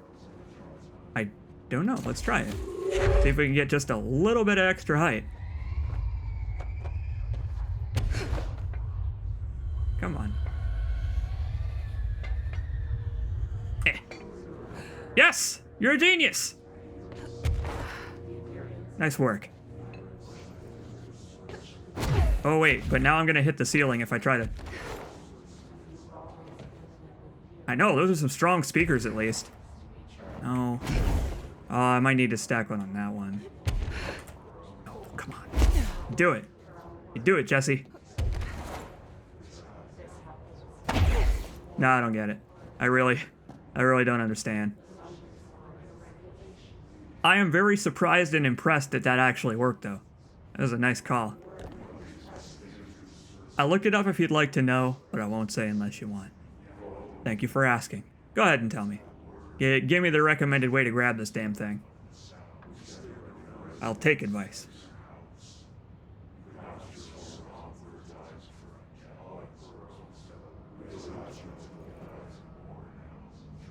Spoiled that it was possible. I mean, why would it be impossible? Look at it up there. And I just need to know the method, that's all. I mean, I can't think of anything else to try. You have to levitate up and then ground slam the opposite wall. So, like, one of these white walls? Like up here? Nope, Jesse, come on. You can do it. Co-op action with Pope. If only. Control 2. Control 2's gotta be a co-op game. So, like... How do I... No. I'm losing all my health. Breaking my many, many ankle bones. They recommend turning down the brightness so you can see the ground slam reticle. Let's see. Okay, this one's a little on the tough side. Oh, I can see it all right.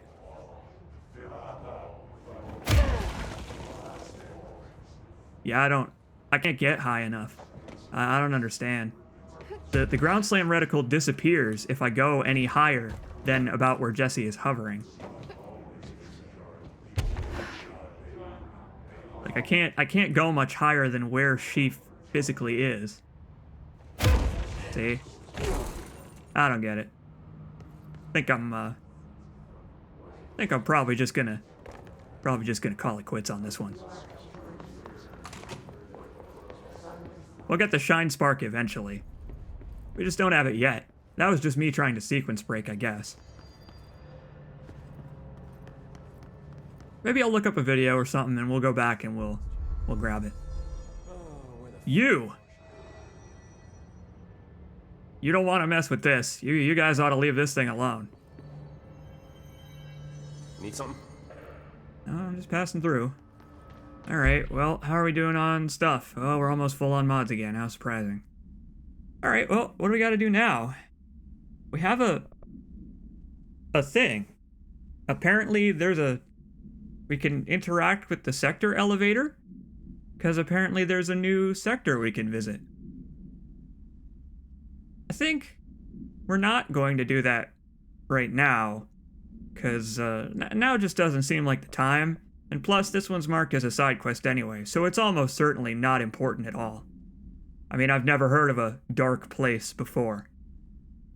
I'm sure Garth Marenghi has nothing to say about that. We're going to go to... Containment. Yeah, we're going to go back to Containment so that we can find this flamingo. and then maybe take out Tomasi while we're in that neck of the woods. Again, the game is almost over. Are we gonna finish it today? No, I don't think I should.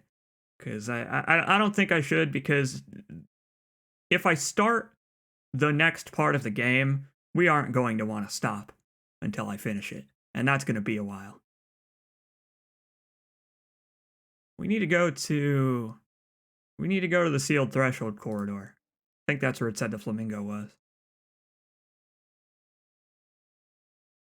This is where I pursued the A Dark Place mission and dropped the main plot for a bit. Kinda narratively incoherent, but it was a fun few hours. Yeah, so I guess I'll just, for those of you that are wondering what the hell I'm talking about, A Dark Place is the second DLC for Control, AWE. The second DLC for Control, I mentioned a long time ago now, it opens up just before the end of the game. The second to last final mission, the second to last mission in the main story. But I don't want to do that right now, because the plot pressure is pretty important. I don't want to go on a multiple hours detour. So what we're going to do is we're going to save AWE until afterward. We're going to save AWE until after we've beaten the game, when we'll have time to investigate. I keep hearing this Garth Marenghi Dark Place joke, and it keeps flying over my head. Garth Marenghi's Dark Place is a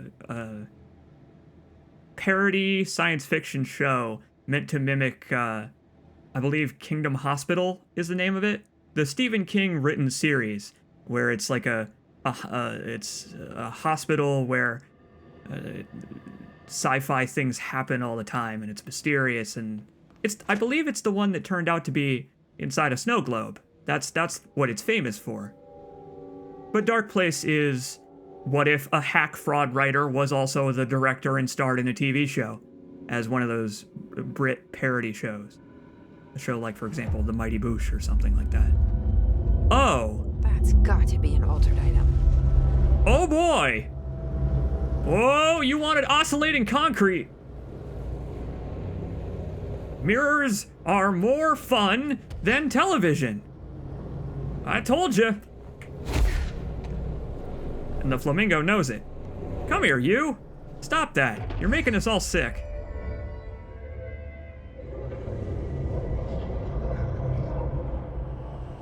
Oh, not again. This thing again. Ah, crap. Let me just equip something a little bit better at distance. Got into another altered item. I knew flamingos were evil. What does this thing want? Is it fighting? I think it wants to hire me. I think this thing wants to start a rival company. Oh my God! Look at how far it goes. Look at how long he is. He's a long boy. Uh-oh.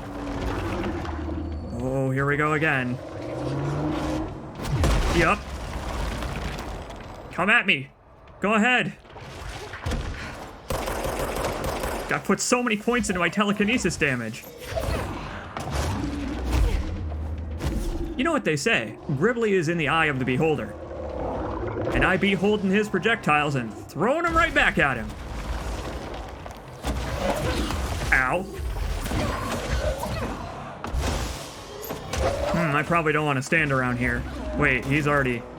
Okay, we're good. A brief encounter. But a dangerous one nonetheless. Sorry, former. I'm not interested in your health benefits. They seem a little detrimental. I never did like flamingos. Too pink. Not a fan.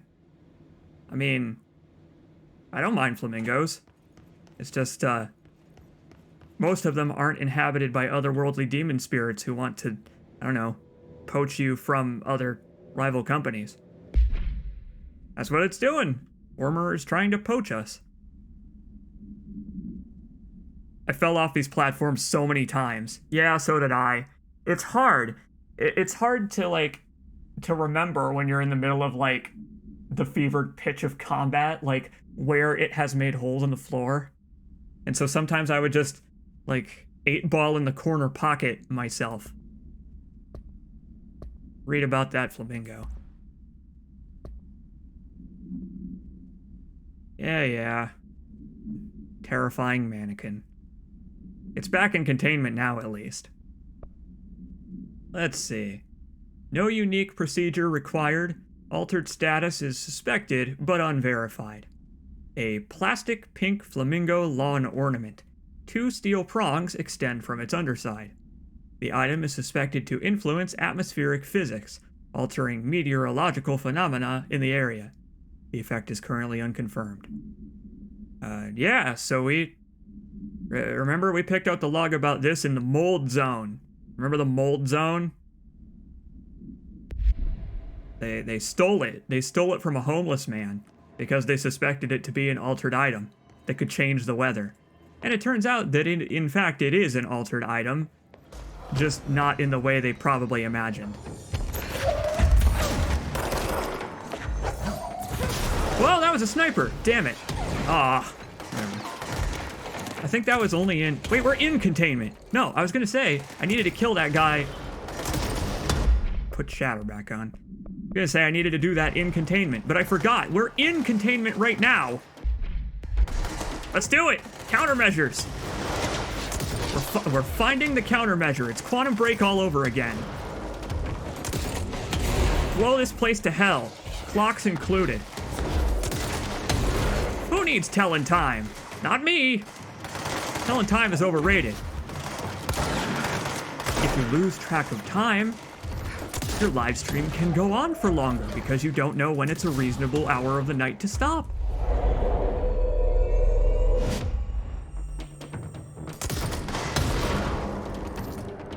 Great. I'm missing one. That's okay, actually, because we got a little more running around to do anyway. Thank you for the help, sir. Back to your business. Whoa! Oh, look! He's got a face and everything. I like C's because it gives you the ability to look at the hiss up close. Some of them you can see are just kind of like normal people. They're not all horrible, gribbly creatures. Although I don't know what this guy looks like under the cloak. He might be a gribbly. In disguise. Okay. Containment. We need to go back to the turntable. Because Tomasi is there, apparently. Apparently he's there spreading his lies and bullshit. I guess the ordinary AWE is the closest to the turntable. Let's go hunt him down. He forgot to clock out when he left work today. So that's this way, right? Yes. To the turntable. Oh, how the turntables. No, wait, that's actually not the fastest way there. The elevator is. We gotta find the elevator. Now that we have activated it.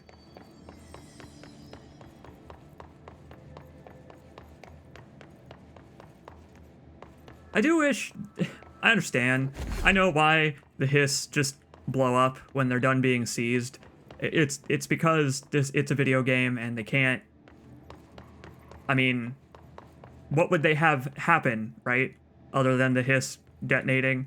But, I don't know, it's kind of a bummer that they're your friend and you can see them and they're docile, and then when they're done being seized, they don't turn into one of those floating dudes who just floats around muttering the hiss mantra. No, they blow the hell up. Just a bummer to be able to temporarily get them back on the side of good.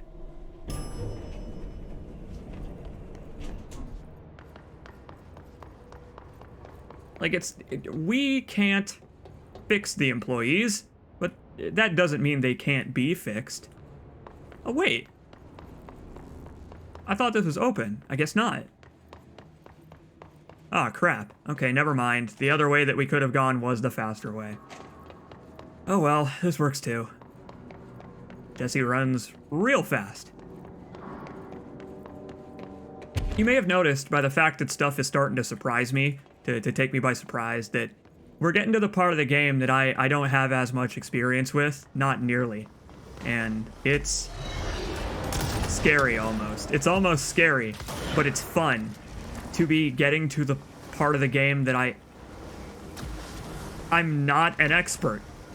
It's weird. For the beginning of this game, everything was choreographed in some way almost. But now, it's great that I don't know about the order to do stuff in, the optimal order to do side quests and all that. It's nice, even in a game that's familiar to me. Oh my god! Oh, it's that's the hiss cluster. Don't scare me like that. But thank you for the heals. Jesus. But yeah, it's nice, and as we get to the DLCs, it's only gonna intensify those feelings. Because the DLCs, obviously, I am totally in the dark on. I got no idea. Man, Shatter and Charge is it's such an odd combination, but I like it. It's working quite well against enemies that aren't flying, obviously.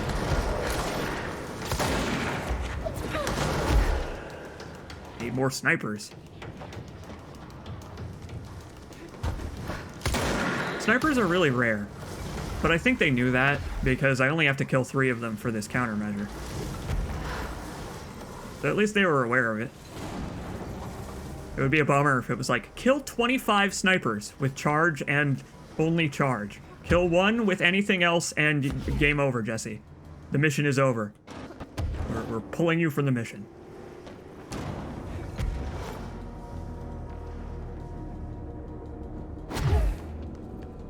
Wait.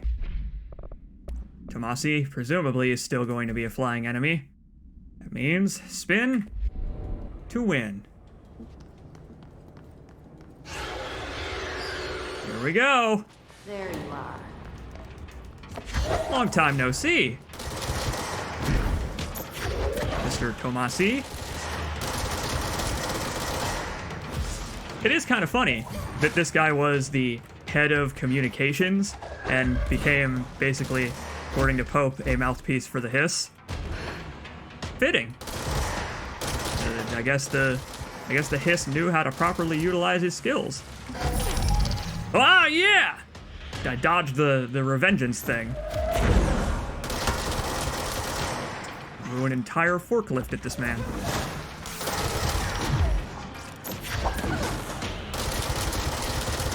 It's great. Just a mano-a-mano fight. Oh, never mind, you goddamn cheater. You cheater! I guess he planned for this situation. Calling for backup, head of communications, yeah, I don't know. What a loser.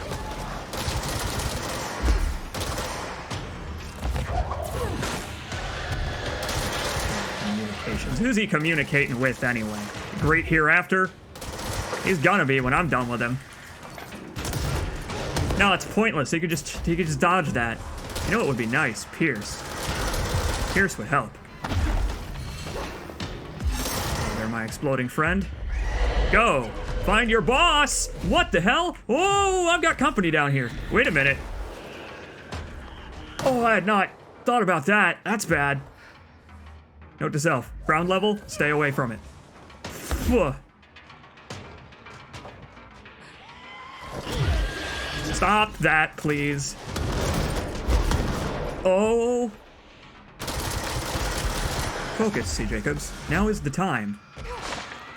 I will not die a second time. That's ridiculous. I've never done such a thing. Dying more than once? On a stream? Impossible. Man, he's with guns now. Stop it! Get out of here, you! Give me your health. I need it more than you do. Tomasi, stop! God, look at this menagerie. It's got a little bit of everything. No, he hates it. Get out of here! You're fired! Christ!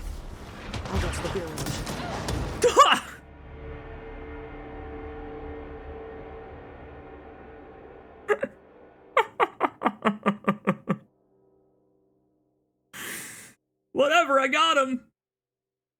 I guess that's my second death.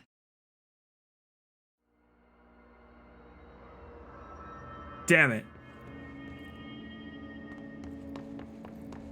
First try. Yeah, go me. Do we need to do that again? No, I got him. That counted. Well, fuck you then. The game basically just gave me a faster way out of here. However, we're gonna go back to the turntable because there's probably lore and stuff to pick up there. Of course. JT Jag subscribes to your Policy Jacobs for 4 months and says, look at this idiot dying in a video game. I'm gonna punish him by giving him a Prime sub. What a chump. Thanks, JT Jag. I am a chump.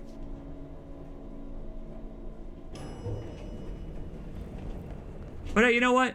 The only times I've died in this game so far were our boss fights. And I feel like that's a fair place to die. Because the boss fights are few and far between in this game, but when they appear, they're quite difficult. And also, I don't know if you noticed while I was screaming and flailing, but Tomasi was our first boss-type enemy besides the mold that was above level 4. Something that's weird. I don't know why they did it this way, but that you may have noticed that even here in the AWE area, enemies are only level 4. But enemies in this boss fight were level 5 and above. It's just weird how at a certain point the enemies stop getting more powerful. Like the power curve has kind of evened out, but we are still becoming more powerful. Very strange. I mean, it'll ramp up again, but just an interesting way to smooth out the leveling curve before the endgame. Sterling summary. Yeah, right, the Sterling AWE. A paranatural object appeared in a field outside the town of Sterling, Colorado, near a billboard advertising... Can't even tell you about it. You don't even want to know. Advertising... services. Maybe it's advertising weed. This was before the push for legalization. Thanks, Colorado. No civilians were injured, though a family dog has been reported as missing since the event. Local authorities arrived on the scene and began issuing orders over a monitored line of communication, using several watchwords flagged by the Bureau, including, "Oh shit, look out, there are human dog creatures attacking us." Bureau agents from the regional office were dispatched and arrived 2 hours after local police. The situation was contained, and analysis began. Bureau research staff arrived the next day and examined the object. After 11,000 days of evaluation, the object was lifted into an enclosed truck with built-in BlackRock panels and relocated to Bureau headquarters via the subway transit system leading into the oldest house. Man, these tunnels go all the way from New York to Colorado and back. I bet they go all over the damn place. Oh! You're not finished humiliating me, are you? I regret to inform you it is I who will be doing the humiliating this time. Thank you very much. Your boss is gone, and now there's no one left to defend your honor and be your mouthpiece. How about you just fuck off, piss? I've had about enough of you.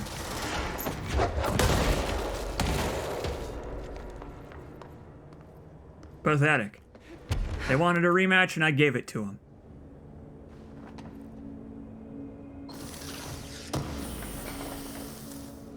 I mean, this seems like a thing that would be kind of hard to transport. Just in general, but also through a subway system. Like a public subway system interacting with a secret government agent subway system. They better know those subway train routes pretty well. They don't want to cause any, like, backups on the line. I think that might give away the Bureau a little bit. Just a little. Clue people in on what they're doing. Weird. A meteorite was being used as a bowling ball in a subway tunnel. Strange. That's all it was. It was a social experiment to go bowling with subway trains. That's our cover-up, and we're sticking to it. You're listening to America Overnight, now in our 29th year, lifting the veil between fiction and reality. Yeah, lifting. Thank you for staying up with us. I've been getting a lot of calls about this meteor in Sterling, Colorado. There are reports of a large spherical container that crash landed in a field outside town. Some government people reportedly took it away. Now, we happen to broadcast from Colorado, and Sterling isn't far. I drove down myself to check it out with members of the America Overnight team. I don't need to tell you, it wasn't long before we found pieces of metal debris scattered in a field. Listeners, this is yet another instance of an unidentified flying object, or UFO, entering our airspace and crashing. That the government took away the evidence under cover of darkness only compounds the fact that these are more than likely visitors from beyond our planet, or dare I say, solar system. Head on over to our website to see pictures of the spacecraft pieces we uncovered. And while you're doing that, our sponsors would like your ear. America Overnight will be right back. Go to our website to see beautiful, high-quality JPEGs, black and white, depth of field, developed in a dark room to avoid government eyes. 640 by 480 resolution, the likes of which you've never seen before. But again, America Overnight apparently is a conspiracy about conspiracies by the Bureau. It's so smart, thinking about it, to make a UFO conspiracy show to cover up actual unidentified objects. Think about it, sheeple. What if the radio show broadcasting at between the hours of 1:15 and 2:15 a.m. every Thursday night, every 2 months out of Nevada on a local satellite dish relay, what if it's a government cover-up? Huh? What if the Twilight Zone is a documentary that we just don't know because it's meant to look like fiction? Local witnesses report a bright flash in the field at approximately an early-ass hour of the night. No noise accompanied the light. Authorities had assumed the object fell from the sky, but our examination found the object actually manifested there, vaporizing the soil around it in an intense, spherical, burst of light, which possibly explains the light seen from the town.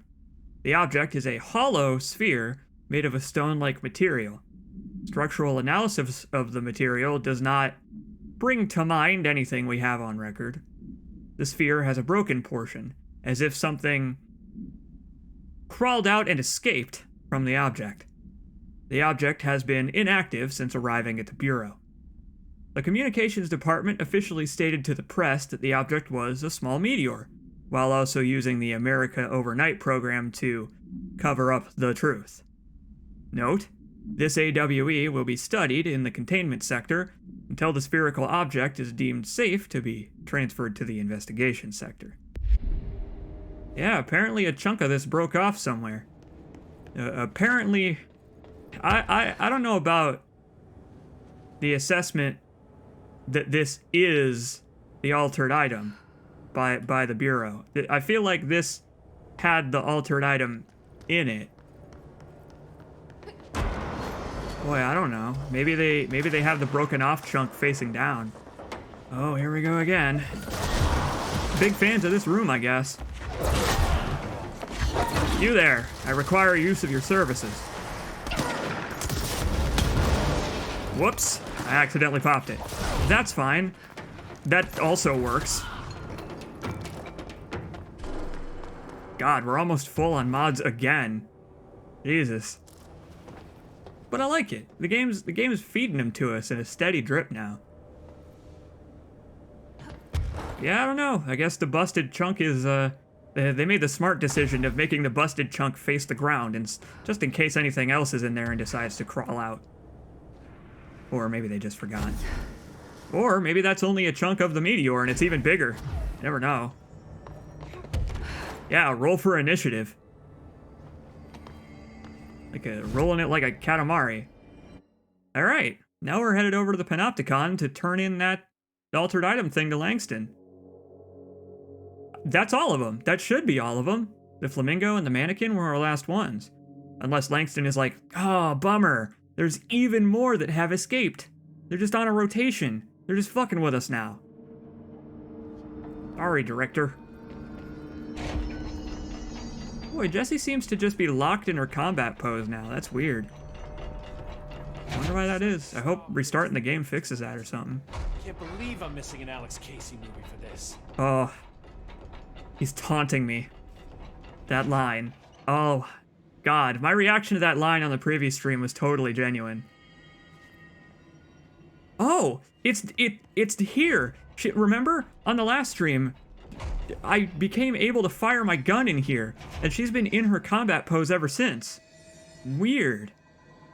Maybe talking to Langston will fix it. Langston, help! Every altered item on your list is now back in the Panopticon, safe and sound. That's a load off my mind. Missing altered items don't exactly reflect well on me, you know. Did they give you any trouble? The flamingo pulled me into the astral plane just like the fridge did. That same creature was there. I was looking over the old activity reports, and multiple items have been displaying much more destructive behavior in the past few weeks. There's some connection there, I bet, but that's a bit above my pay grade. Well, something to keep an eye on. And if I have any more runaways, I'll know just who to call. I guess this is my life now. Sure is. Well, welcome to working for the Bureau, Jessie.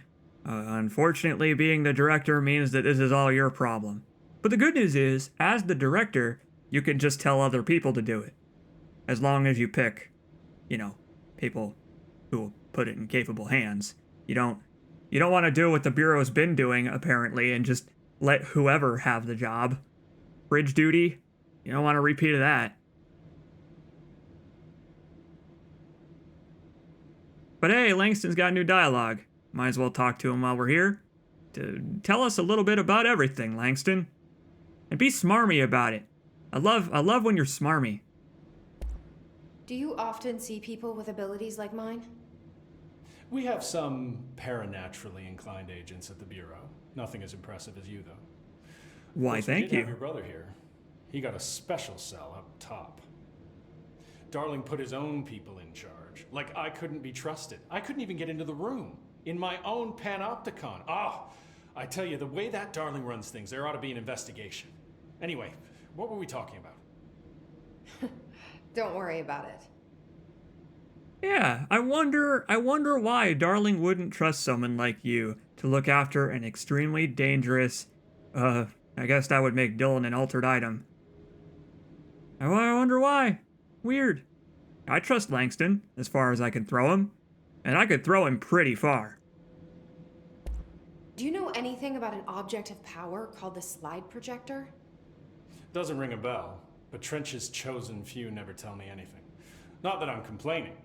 The inner circle works non-stop. I'm pretty sure Darling sleeps under his desk. No, thank you. I have a cat to feed. I hope Langston's got a pet sitter. Yeah, he doesn't seem like... Let's just say he lives alone. He and the cat probably get along quite well together. Have you ever seen an AWE? Not out in the field. The AWEs are just altered items doing their thing. The Bureau goes in, locks everything down, and then they bring me back some clock or a gumball machine that made the town blind or something. Just like an ordinary, with the slide projector. Yep. I feel like they probably should increase, I don't know, they probably should rethink their strategy, given that stuff like this Hiss outbreak was even allowed to happen. Mold and all that stuff. They need to, I don't know, restructure a little bit how they get these things to containment in the first place. I guess we could do that after we contain the Hiss, though. What do you think of Marshall? Marshall's nice enough. A little too special ops for me. Solves everything with a bullet. Respect and ritual will placate altered items better than any gun. Oh, clearly. How's that? Some people believe altered items are conduits to extra-dimensional forces which require ritualistic worship to be appeased. It's just a theory I heard. I don't know much about it.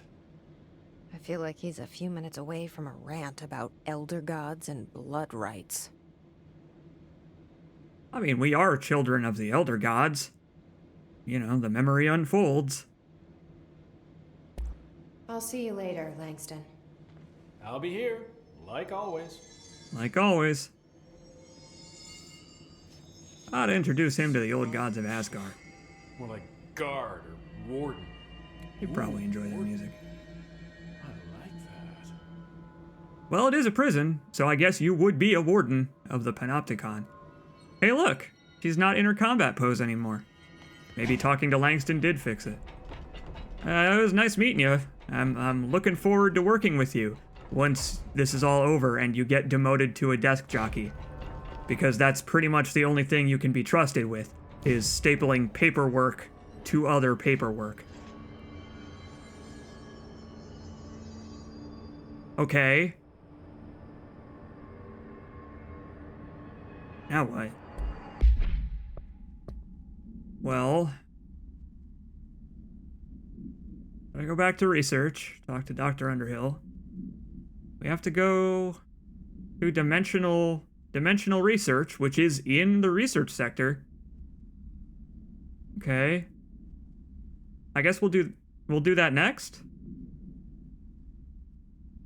This isn't quite the end.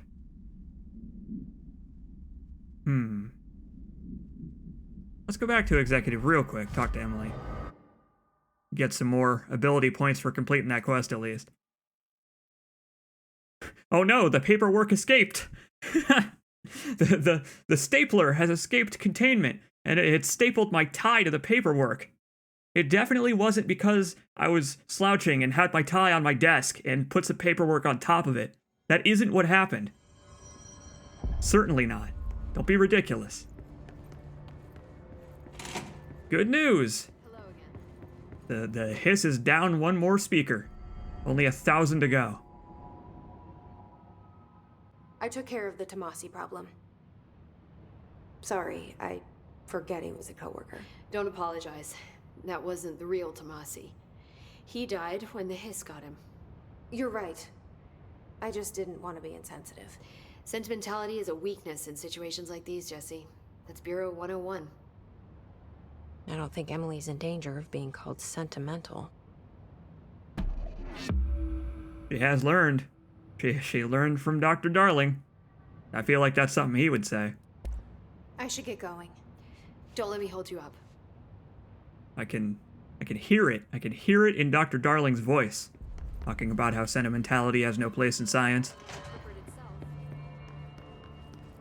The only sentimentality that Dr. Darling has is for the altered items themselves. Yeah, he actually died twice. He died when he turned into a hiss, and then he died again when I shot him full of holes and threw his coworkers in a forklift at him. But he had his revenge. I also died shortly after he did. Don't worry about it, though. I'm made out of nanomachines or something. It's all thanks to Polaris, or something like that. Alright. Well. We'll get the next levitate, I guess. Now we can levitate forever. Ish.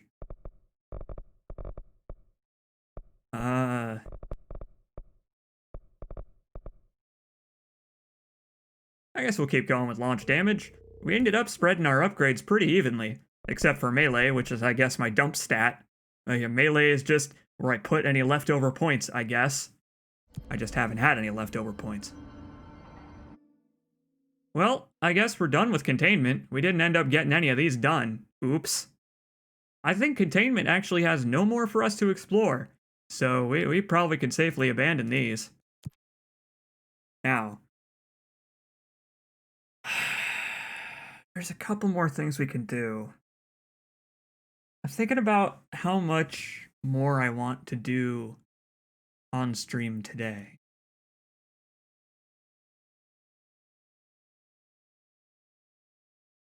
Let me look at something real quick. Just real quick. There's something I gotta look up. Just to make sure.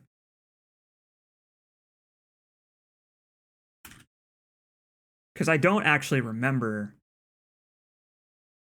one specific thing.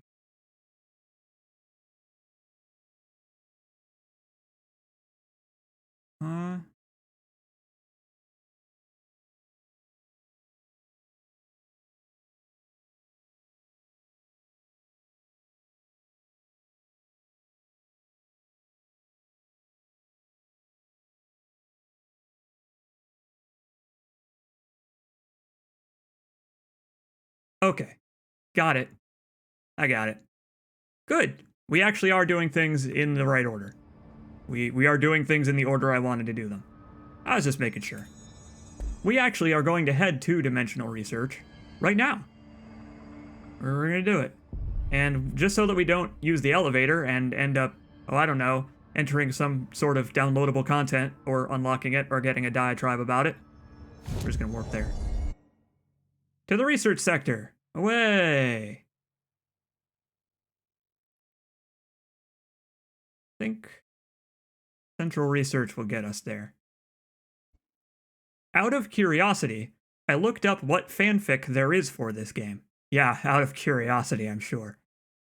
There isn't a whole lot, but no surprise that Jesse and Emily is the most popular romantic pairing.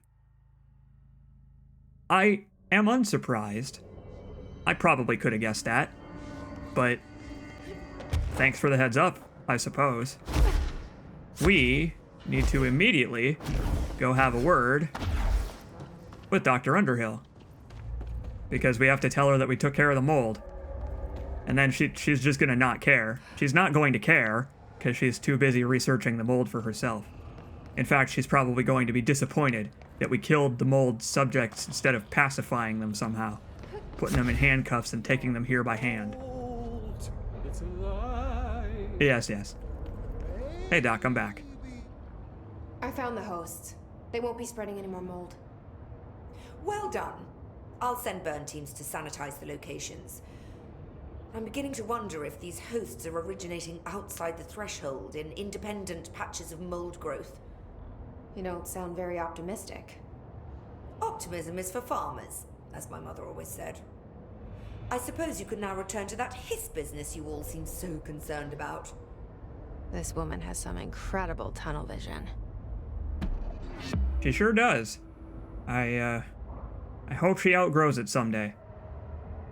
Widening her scope may prevent interdimensionally important disaster someday. Thanks for the information. My pleasure. Yeah, pleasure's all mine, actually. I'm a bit hungry. You hungry, Steve? Not funny, man. Don't do it. It's not worth it. Not even for the joke. You don't want to consume the mold. It smells sweet, but I bet it doesn't taste sweet.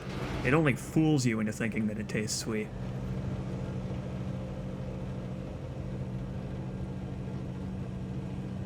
Yeah, apparently Dr. Underhill has a lot of projectile choke mods. It's equipped on Shatter. She's got a really narrow scope. Doesn't like to spread herself out, I guess. Focus on the mold until the problem goes away. I guess it works just like that. Now, dimensional research is all the way at the top.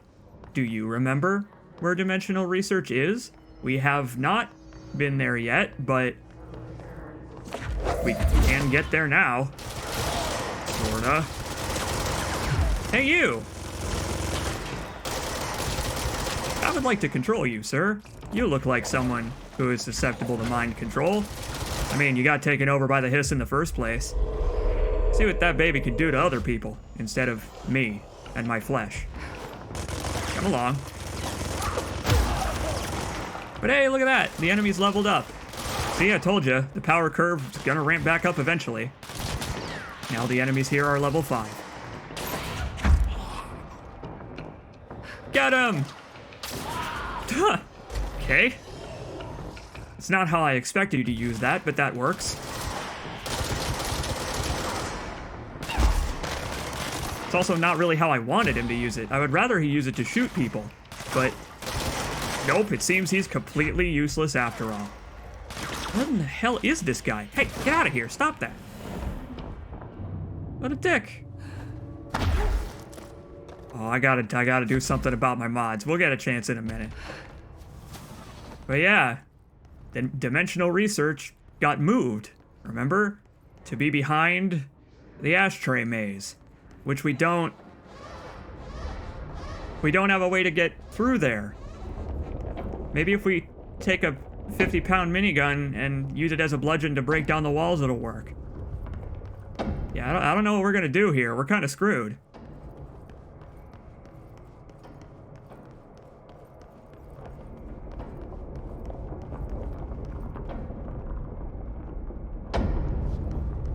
Oh. Contact the janitor if you need to get through.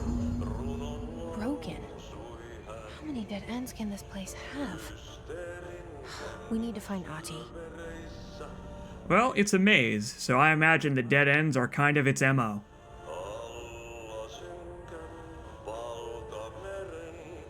Hey look, there was an office here on the side, but it's gone now. It's been replaced. Okay. Well, I guess we're going to see Ahti then. And, I think we're gonna do that next time. 'Cause we have a long way to go, but I think we will be able to wrap things up on the next stream of Control. I'm thinking of where the best place to go before we stop would be. I guess this is a good enough place as any. We've still got one more side quest, and also we've still got some janitorial duties to attend to. But we're almost there. We've almost made it to the end of Control. For now. Then we've got the DLCs to take care of, and oh boy, that's gonna be exciting. The whole thing is gonna be exciting. I'll see you next time. For what may very well be the end game of Control. Take care, everyone.